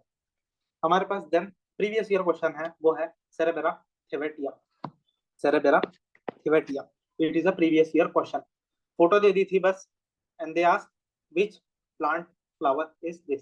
सेरेब्रा thevetica. अब इसमें टॉक्सिन कौन सा है? जैसा नाम है वैसा टॉक्सिन होते हैं, थेवेटिन इसमें टॉक्सिन है। अब ये थेवेटिन काम कैसे करता है? It is a cardiac poison, it will lead to cardiac arrest. But कैसे काम करेगा? जो सोडियम पोटेशियम चैनल्स है उसे टोटली ब्लॉक कर देगा। That's why it is a cardiotoxic. ठीक है। देन वी हैव इसी की स्पीसीज का सेरेब्रा ओडेलम। सेरेब्रा ओडेलम में टॉक्सिन कौन सा है? सेरेब्रिन। अब ये भी एक कार्डियक पॉइजन है, बट लोग इसे कंज्यूम कर सकते थे अर्लियर। ये अगर तुम ध्यान से देखो, it mimics the mangoes. Mango जैसा दिखता है, पीपल कंज्यूम करते हैं इसे मैंगो मैंगो जैसा, but later on they will get cardiotoxicity and they will die. इसीलिए इसे दूसरा नाम भी दिया है, also known as, also called as suicide tree. ठीक है। Then we have foxglove और डिजिटालिस प्लांट। ये वाली इमेज बहुत बार पूछ चुके हैं। ठीक है। फ्लावर्स दिखा के कि what plant is this, foxglove और डिजिटालिस। अब इसके अंदर क्या चीजें हैं? अर्लियर हम भी डिजॉक्सिन यूज करते थे, अभी भी यूज करते हैं डिजिटॉक्सिन। ये इसी प्लांट से निकलता है, but unrefined it can cause cardiotoxicity, so it is a cardiac poison. और क्या कॉज करेगा? अर्लीस्ट साइन हमें कैसे दिखेंगे इसके अंदर? तो earliest sign is xanthopsia। xanthopsia, it is yellowing of vision. ठीक है। It is yellowing of vision. Last last but not the least हमारे पास है एकोनाइट। एकोनाइट बहुत बार पूछा जा चुका है। एकोनाइट का ही दूसरा नाम है मॉन्क्स फूड और डेविल्स हेलमेट। जब इसका नाम खतरनाक है तो इसका काम भी उतना ही खतरनाक है। ठीक है। Digvijay, please turn off the camera.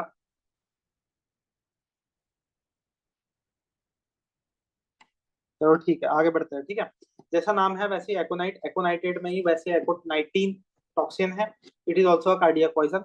अब इसमें सिम्टम्स कैसे दिखेंगे? फर्स्ट हमें चेस्ट टाइटनेस दिखेगी, चेस्ट पेन मिलेगा, tingling, numbness, hyper salivation and hypotension मिलेगा। But the cause of death will be cardiac arrhythmia. इसे ही हम बोलते हैं ब्लू रॉकेट।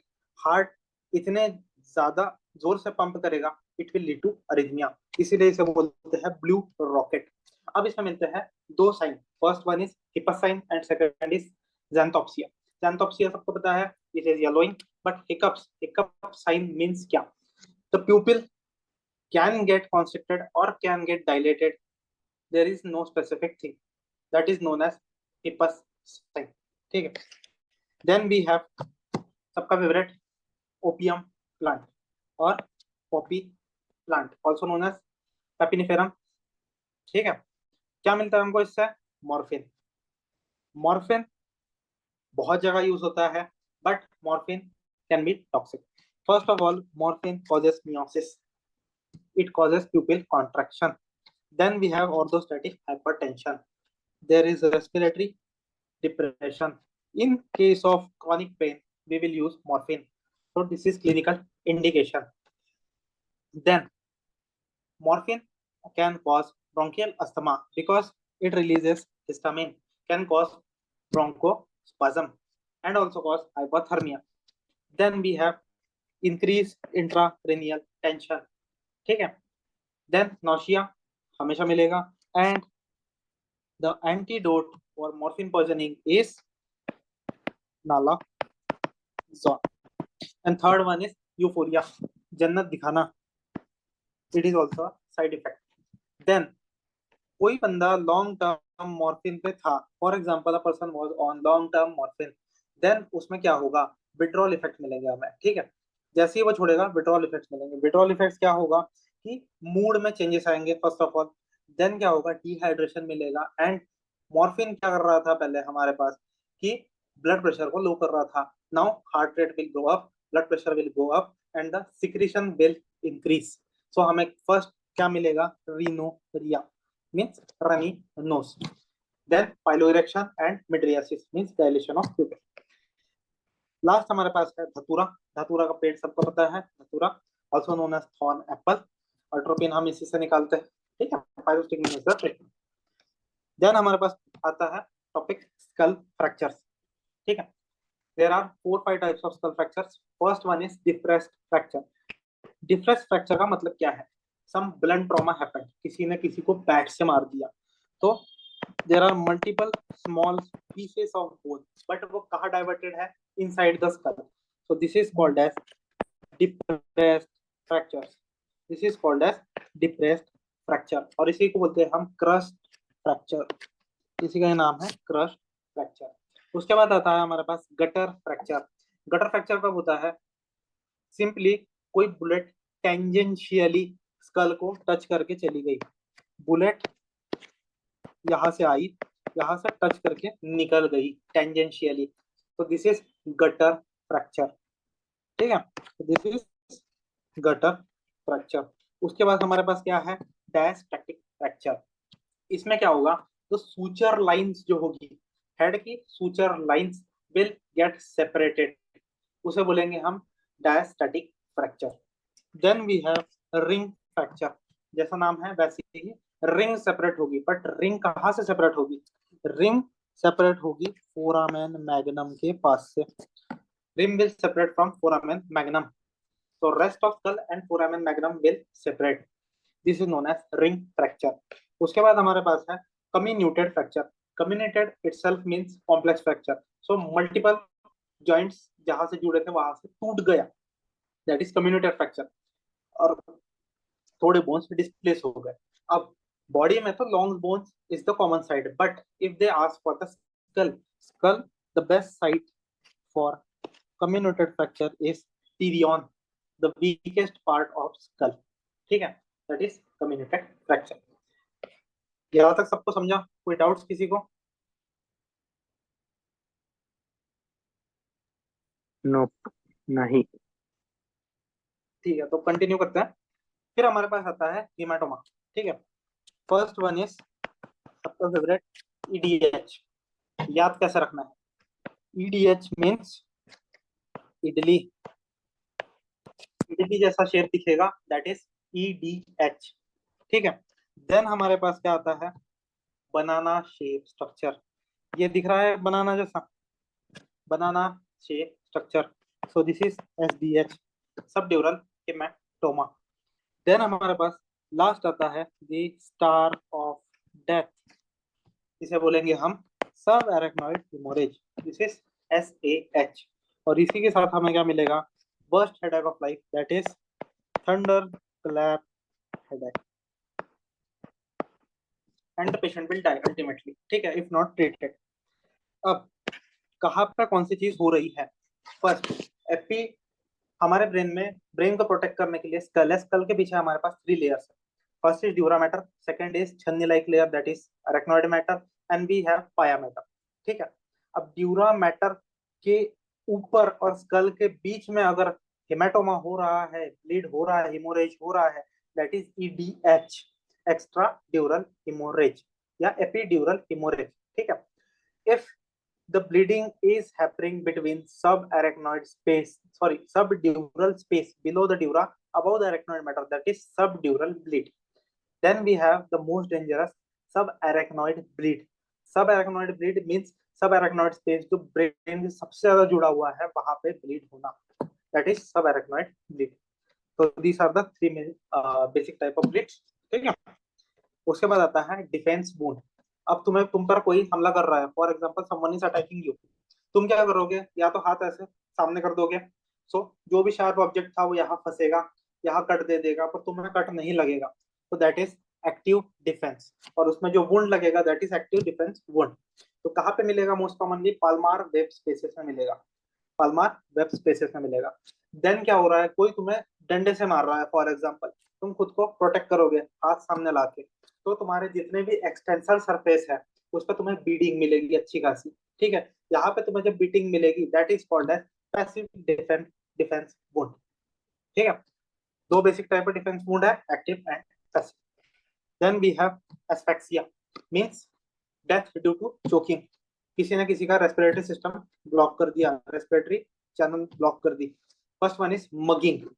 मगिंग मींस क्या, someone is choking you with forearm, पीछे से किसी ने आके तुम्हें पकड़ लिया ऐसे, and someone is choking you. There are two types of mugging.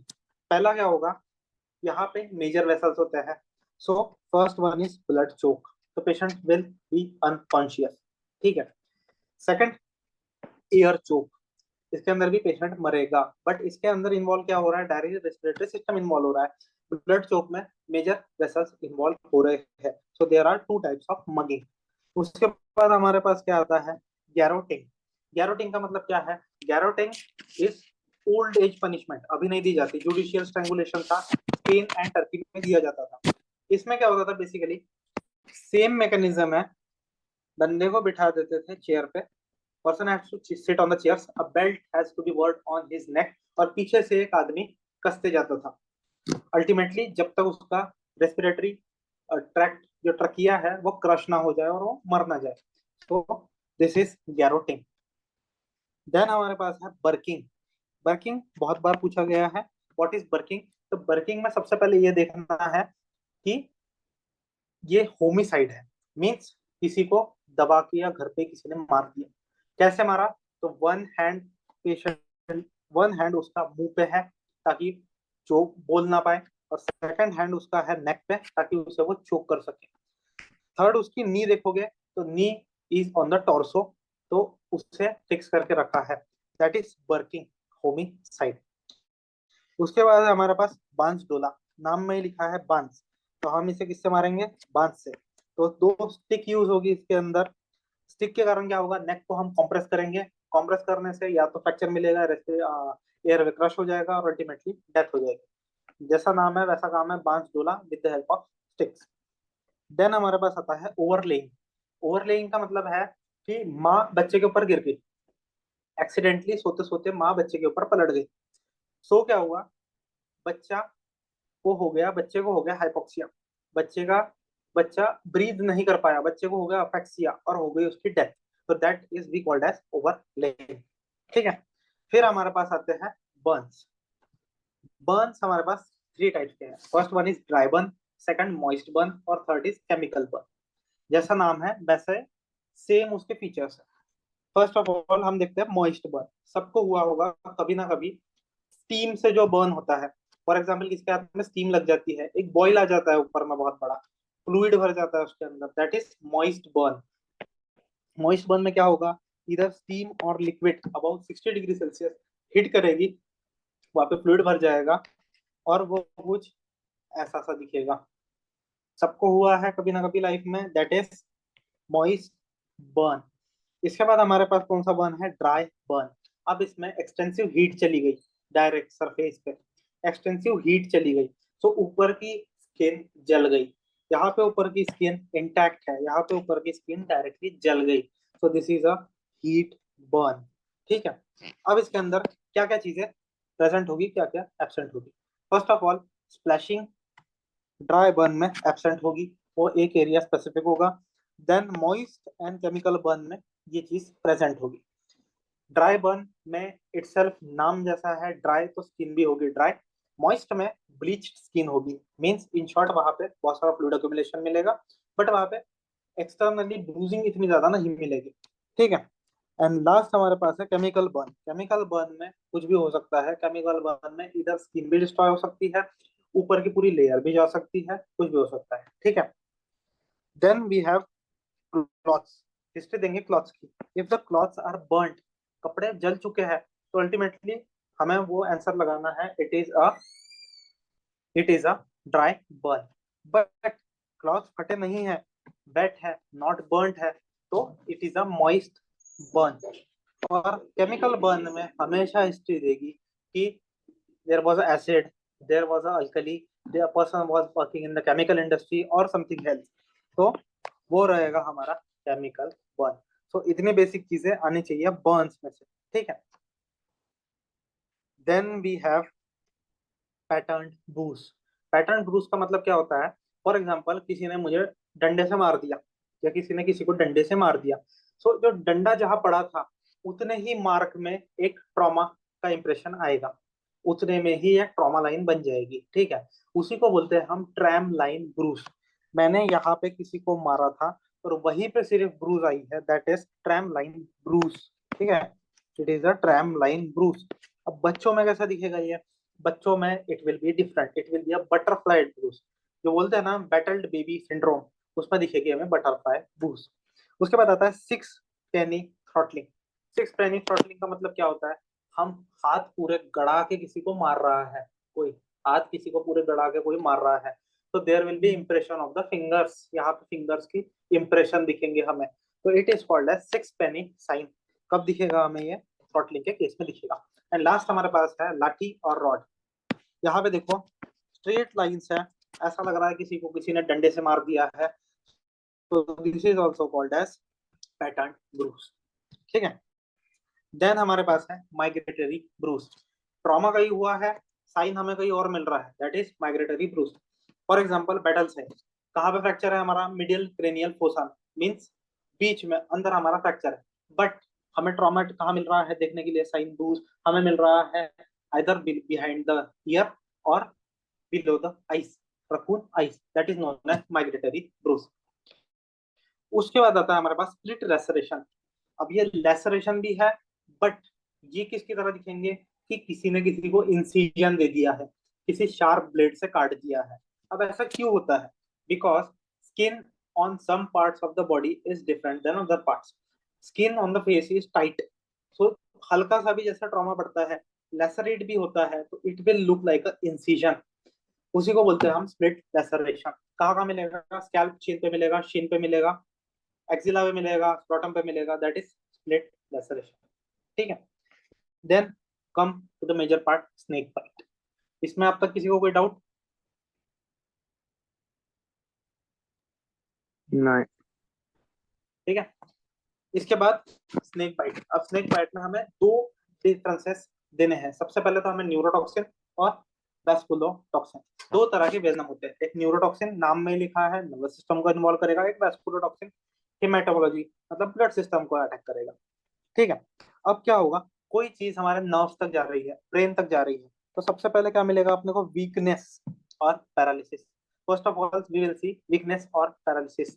हर जगह पे मस्कुलर पैरालिसिस और वीकनेस मिलेगी। But in case of vasculotoxic क्या होगा हमें? वैस्कुलोटॉक्सिक में जैसा नाम है ब्लड सेल, तो there will be destruction of cell wall और कोएगुलेशन डिसऑर्डर्स, ब्लड से रिलेटेड पैथोलॉजीज आएगी, ठीक है। अब उसके बाद क्या है?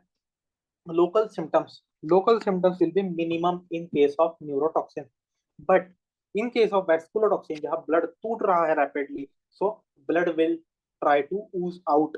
जहाँ जहाँ काटा होगा वहां से या जहाँ उसे इंजरी हुई होगी वहां से blood will ooze out, क्योंकि clotting factor अब डिक्रीज हो गया है ब्लड में, so बाहर के जो लोकल सिम्टम्स है दे विल बी मोर। अब सिम्टम्स क्या क्या होंगे? For example any neurological symptoms हमें क्या क्या दिखेंगे? First of all there will be seizures, convulsions, there are neurological symptoms. Later on हमें क्या मिलता है? पैरालिसिस। तो सेम न्यूरोटॉक्सिक वेनम में क्या मिलेगा हमें? कन्वर्जन, पैरालिसिस, ठीक है। But in case of vasculotoxin हमें क्या मिलेगा? There is haemorrhage. क्यों? Because the coagulation factors are now not present और आर डिस्ट्रॉयड, ठीक है। न्यूरोटॉक्सिन का एग्जांपल कौन सा है हमारे पास? कोबरा, किंग कोबरा और क्रेट। बट वेस्परोटॉक्सिन का हमारे पास एक ही एग्जांपल है, and that is viper, Russell viper, ठीक है। अब हमारे पास थर्ड कैटेगरी भी होती है, दैट इज मायोटॉक्सिक। मायोटॉक्सिक का मतलब होता है मसल। मसल में टॉक्सिसिटी क्रॉस करने वाला एक ही स्नेक है, दैट इज सी स्नेक, ठीक है। तो बेसिकली हमें फोर स्नेक देखने हैं, two are neurotoxic, one is vasculotoxic and last one is myotoxic. अब इसके बीच में डिफरेंशिएशन कैसे करना है कि न्यूरोटॉक्सिक कैसा है? न्यूरोटॉक्सिन में हमें क्या देखने मिलेगा? फर्स्ट ऑफ ऑल, जहाँ पे काटा है बाइट साइड पे, जो बाइट साइड है वहां पे हमें दिखेगा रैपिड एडिमा, वहां पे वो जगह सूज जाएगी क्योंकि वहां पे हो जाएगा इंस्टेंट इन्फ्लामेटरी चेंजेस। ठीक है। बट हीमोटॉक्सिक में क्या होगा? हीमोटॉक्सिक में क्या होगा? स्वेलिंग तो आई ही आएगी, बट इकमायोसिस भी देखने मिलेगा, सेलुलाइटिस भी होगा और हीमोरेज सीवियर होगा। There will be a lots and lots of haemorrhage, blood will ooze out. यहाँ पे न्यूरोटॉक्सिक में ब्लड नहीं निकल रहा है। ठीक है। अब सिस्टमिक एक्शन कब होगा? जब जहर फैल जाएगा। कितने टाइम में फैलेगा? विद इन 15 to 30 मिनट्स और 2 आवर्स ऑफ द बाइट। अब स्प्रेडिंग ऑफ पैरालाइटिक सिम्टम, सबसे पहले क्या होगा? First of all, neurotoxic effect देखने मिलेगा। The person will be lethargic, respiratory rate will go down क्योंकि अब नाउ सप्लाई वीक हो रहा है, muscle are going to be flaccid, so diaphragm is also muscle, so respiratory rate भी कम हो जाएगा, हार्ट रेट भी कम हो जाएगा, everything will go down, so person will be extreme lethargic और ultimately can go into coma. Then क्या होगा? बल्बार और सेंट्रल पैरालिसिस हो जाएगा, hands and feet will stop working. और लास्ट में क्या होगा? डायफ्राम में पैरालिसिस हो जाएगा, रेस्पिरेटरी पैरालिसिस हो जाएगा and ultimately leads to death. तो दिस इज न्यूरोटॉक्सिन। उसके बाद आता है हमारे पास hemotoxin. Blood will ooze out, सारे के सारे हीमोलाइटिक इफेक्ट मिलेंगे हमें इसके अंदर। और लास्ट, कहीं पे इतने ज्यादा बैक्टीरियल इन्फेक्शन सेलुलाइटिस की वजह से हमें देखने को मिल सकता है कैंक्रीन। ठीक है। Then we have myotoxin, muscles पे इफेक्ट दिखाने वाला। So we will got myalgia, muscle pain, muscle stiffness, myoglobinuria and renal tubular necrosis. Least सबसे इससे ज्यादा दिक्कत, फैटेलिटी सबसे ज्यादा होगी न्यूरोटॉक्सिक में, but the chances of survival is more in myotoxic. ठीक है। Myotoxic snake bite, the chances of survival are more. उसके बाद आता है हमारे पास साइन एंड सिम्टम्स। सबसे पहले, कोबरा और कॉमन कोबरा को कैसे डिस्टिंग्विश करें?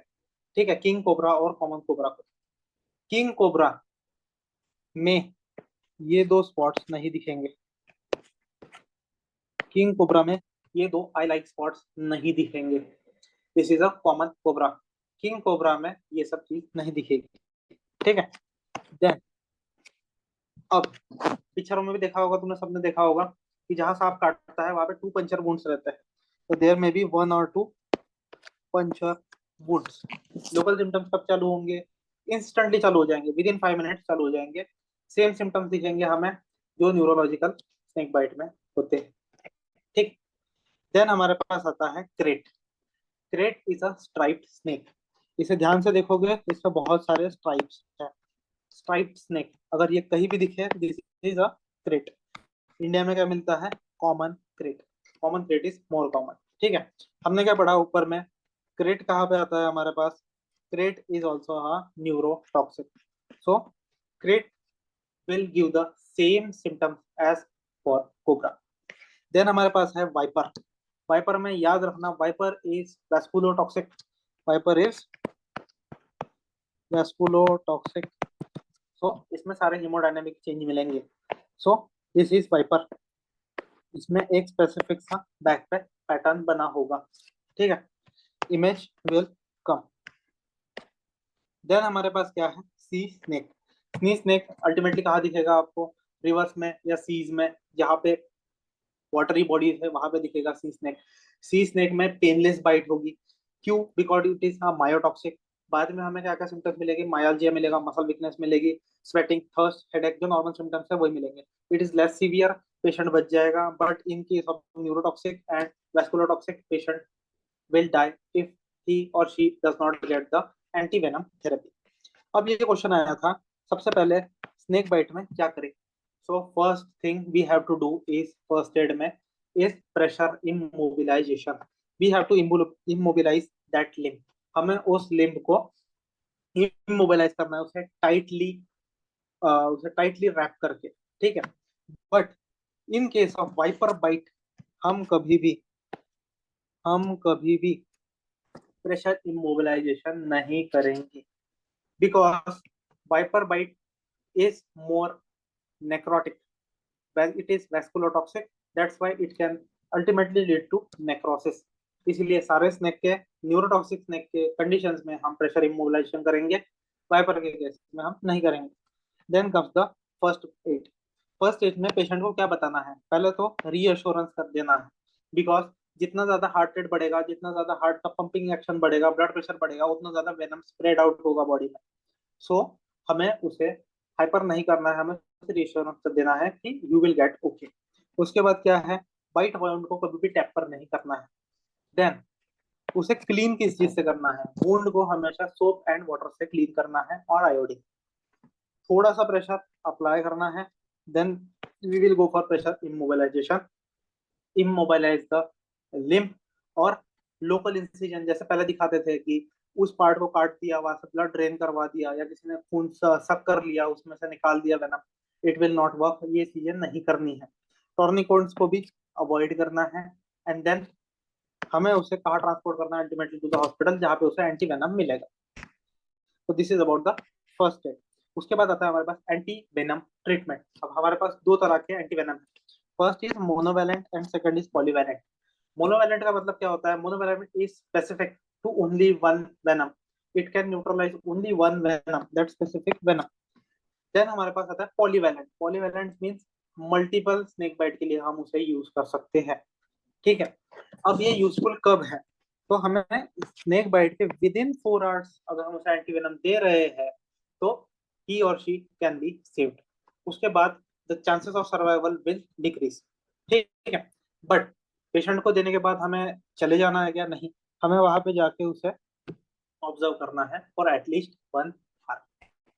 अब फॉर एग्जाम्पल स्नेक बाइट से पेशेंट मर गया, patient died of snake bite, तो अगर कोबरा और क्रेट ने काटा है विच इज न्यूरोटॉक्सिक, तो हमें क्या क्या चीजें मिलेगी उसके अंदर, हिमोलाइज ब्लड मिलेगा बहुत सारा वेसल्स के अंदर, बट वेसल के बाहर नहीं मिलेगा, हिमोरेज नहीं होगा। In case of viper bite, याद रखना वाइपर जब भी नाम आएगा there will be haemorrhage. Question में हिमोरेज दिया है, आग बंद करके वाइपर बाइट लगाना है। ठीक है, उसके बाद पुरप्यूरिक स्पॉट मिलेंगे ऑन पेरिकार्डियम। क्यों, क्योंकि वहां पे सबसे ज्यादा हिमोरेज होने के चांस है। और लास्ट में local changes like lymph node बड़े होंगे, swollen होंगे, haemorrhagic. This was all about snake bite. Snake bite में किसी को कोई डाउट है? नहीं।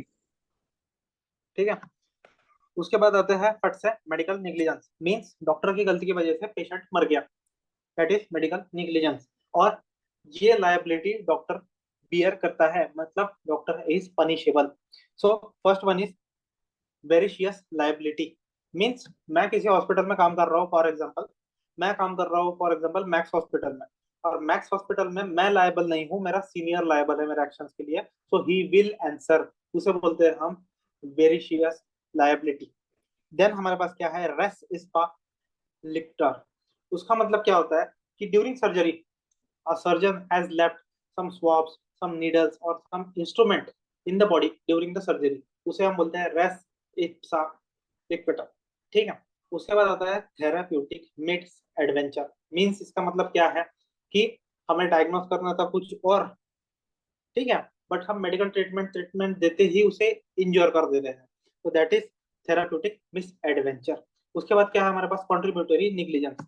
मींस डॉक्टर ने बोला था कि कोई होम्योपैथ या कोई आयुर्वेदिक मेडिसिन मत लेना, ठीक है, but doctor it's prescribe the wrong medicine. अब पेशेंट ने भी गलत मेडिसिन दी है, डॉक्टर ने भी गलत मेडिसिन दी है, सो इट इज अ कॉन्ट्रीब्यूटरी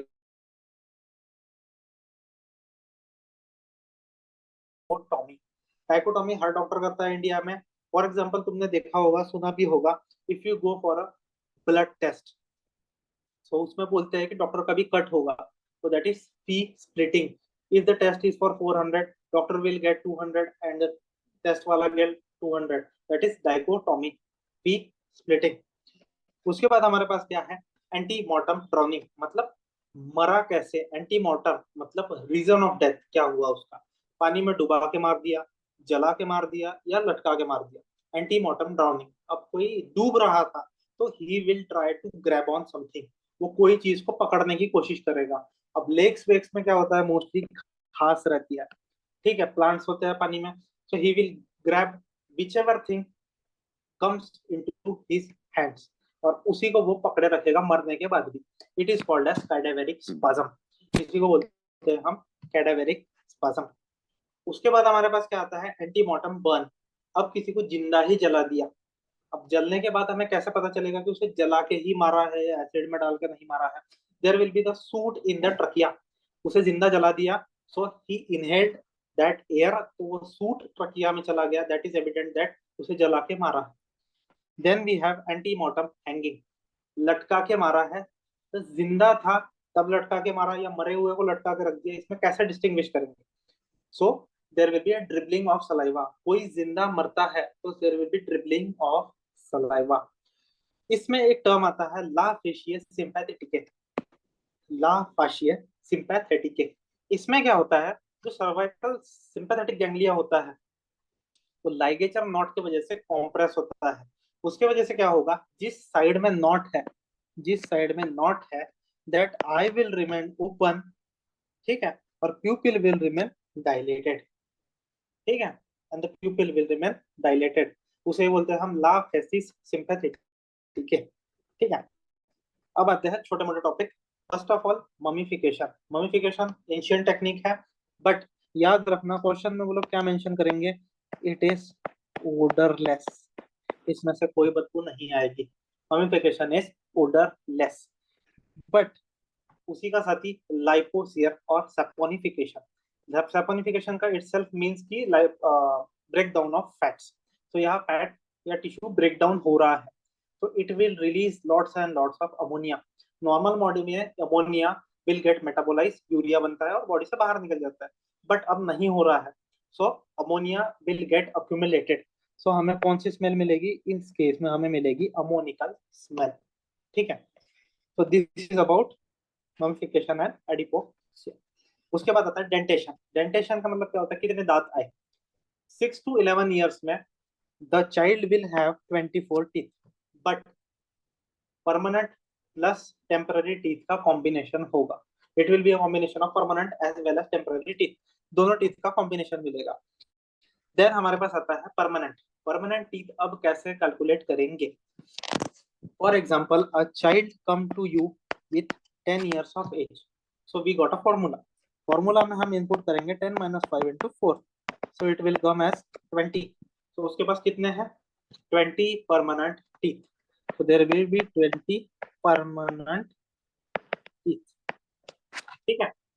तो this is the formula for permanent teeth, but ये फॉर्मूला कहाँ तक इफेक्टिव है, it is only effective till 11 years of age, क्योंकि 11 years के बाद सारे के सारे टीथ परमानेंट हो जाते हैं, so before 11 the formula is age minus 5 into 4, बट उसके बाद इट इज इनइफेक्टिव।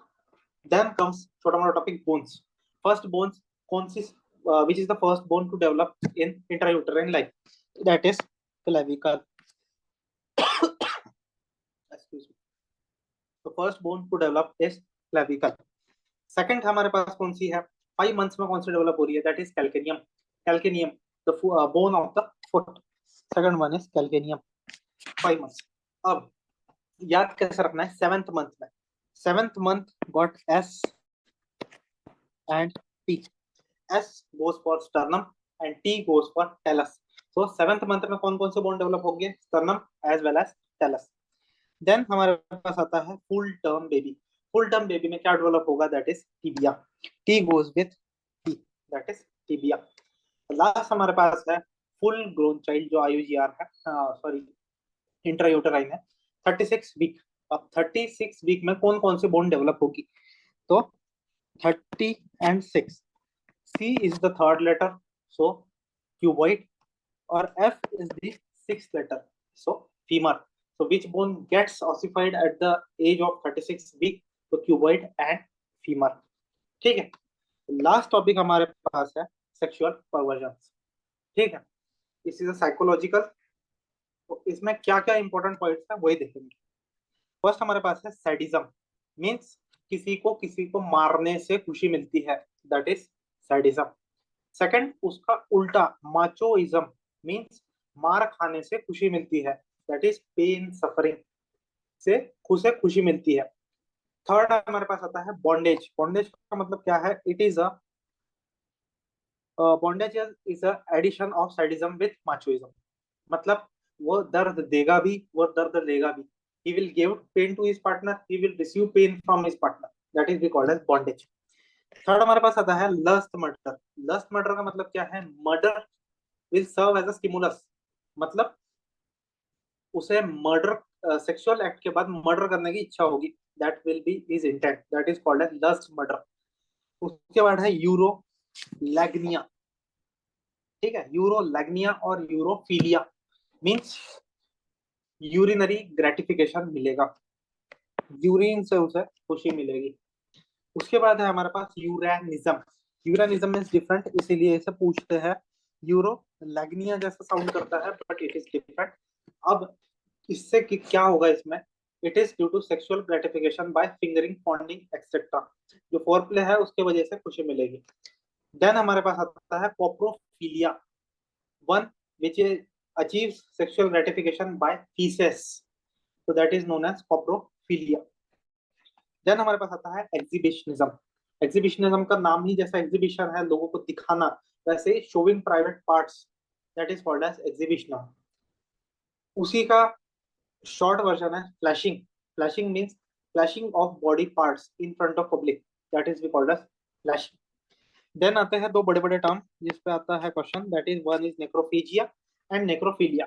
नाम में ही है, necro means dead, phagia means eat, so eating dead body is necrophagia, as well as having sex with dead body is known as necrophilia. then हमारे पास आता है transvestism। transvestism नाम में ही है, wearing dress of opposite sex, मतलब किसी लड़के को लड़कियों के ड्रेस पहनने से खुशी मिलती है, transvestism। then we have voyeurism। voyeurism को ही हम बोलते हैं peeping tom और scotophilia, means कि दूसरों को सेक्सुअल इंटरकोर्स देखने से उसे ग्रेटिफिकेशन मिलेगा, that we call as voyeurism। Then we have frotteurism. Frotteurism is highly punishable act under IPC. IPC इसीलिए नहीं ले रहे हैं बिकॉज आईपीसी अब वो पूछते हैं नहीं, and there is very little chance कि आईपीसी आए। Frotteurism is rubbing private part against female buttocks, ठीक है। देन आते हैं छोटी मोटी चीजें, दैट इज अगर if the question mentions mental capacity, it is Curran's rule. If the victim has done something in unsound mind, it is not Norton's rule. If the question has product in it, it will be Durkheim's rule, and there will be a line written like free agency of will, that is Hampshire or New Hampshire rule, means irresistible impulse rule। मतलब एक patient है, उसे कुछ भी दिखेगा तो उसका murder करने का इच्छा होगा या उसको कुछ भी करने की इच्छा होगी, that is free agency of will, it is known as New Hampshire rule. Then come inquest in India. इसमें बहुत सारे क्वेश्चन आते हैं। इंक्वेस्ट पुलिस कर सकती है अंडर विच 175 सीआरपीसी। याद कैसे रखना है? पुलिस हमेशा चौका मारेगी और मैजिस्ट्रेट हमेशा छक्का मारेगा। मैजिस्ट्रेट बड़ा है, मैजिस्ट्रेट छक्का मारेगा, पुलिस चौका मारेगी, ठीक है। अब इंक्वेस्ट कब हो सकती है? In case of unnatural death. In case of unnatural death. अब ये पुलिस में सबसे छोटे औहदे पे या कौन कर सकता है? Can be done by a head constable, can be done by a head constable. So 174 CrPC is most common. Then comes हमारे पास मैजिस्ट्रेट। मैजिस्ट्रेट मारेगा छक्का, सो 176 सीआरपीसी और जुडिशियल एग्जीक्यूटिव देगा, ठीक है। याद कैसे रखना है? कौन कौन से कॉज? या तो याद रखो कि अननेचुरल डेथ छोड़ के सारे कॉज, या ABCDE। First one is asylum, पागल खाने में डेथ हो गई। Second one is beating by police और कस्टडी बाय पुलिस में उसकी डेथ हो गई। Then dowry. डाउरी डेथ हम कब क्लासिफाई करेंगे? If the person dies less than 7 years of marriage, तो उसे हम बोलेंगे डाउरी डेथ। देन हमारे पास है एक्सह्यूमेशन। मतलब क्या होगा? एक्सह्यूमेशन का मतलब ही है डेड बॉडी को बाहर निकालना, गड़ी हुई डेड बॉडी को बाहर निकाल लेना, that is exhumation, that is also punishable. उसके बाद आता है फायरिंग। कोई पुलिस की फायरिंग में मर गया, that will be also invested bye magistrate. अब दो इंपॉर्टेंट चीजें हैं, मेडिकल नेग्लिजेंस और dowry death comes under section 304, but 304 304A and 304B, ठीक है। अब 304A belongs to medical negligence and 304B belongs to dowry death. ठीक है, this is all about incest in India. So that's all about forensic medicine. Hope you guys enjoyed. Any doubts?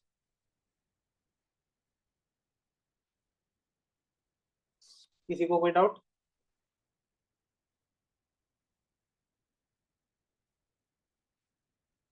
So we will end the class here. PDF will be shared soon. Thank you all. Thank you, bro. Thank you.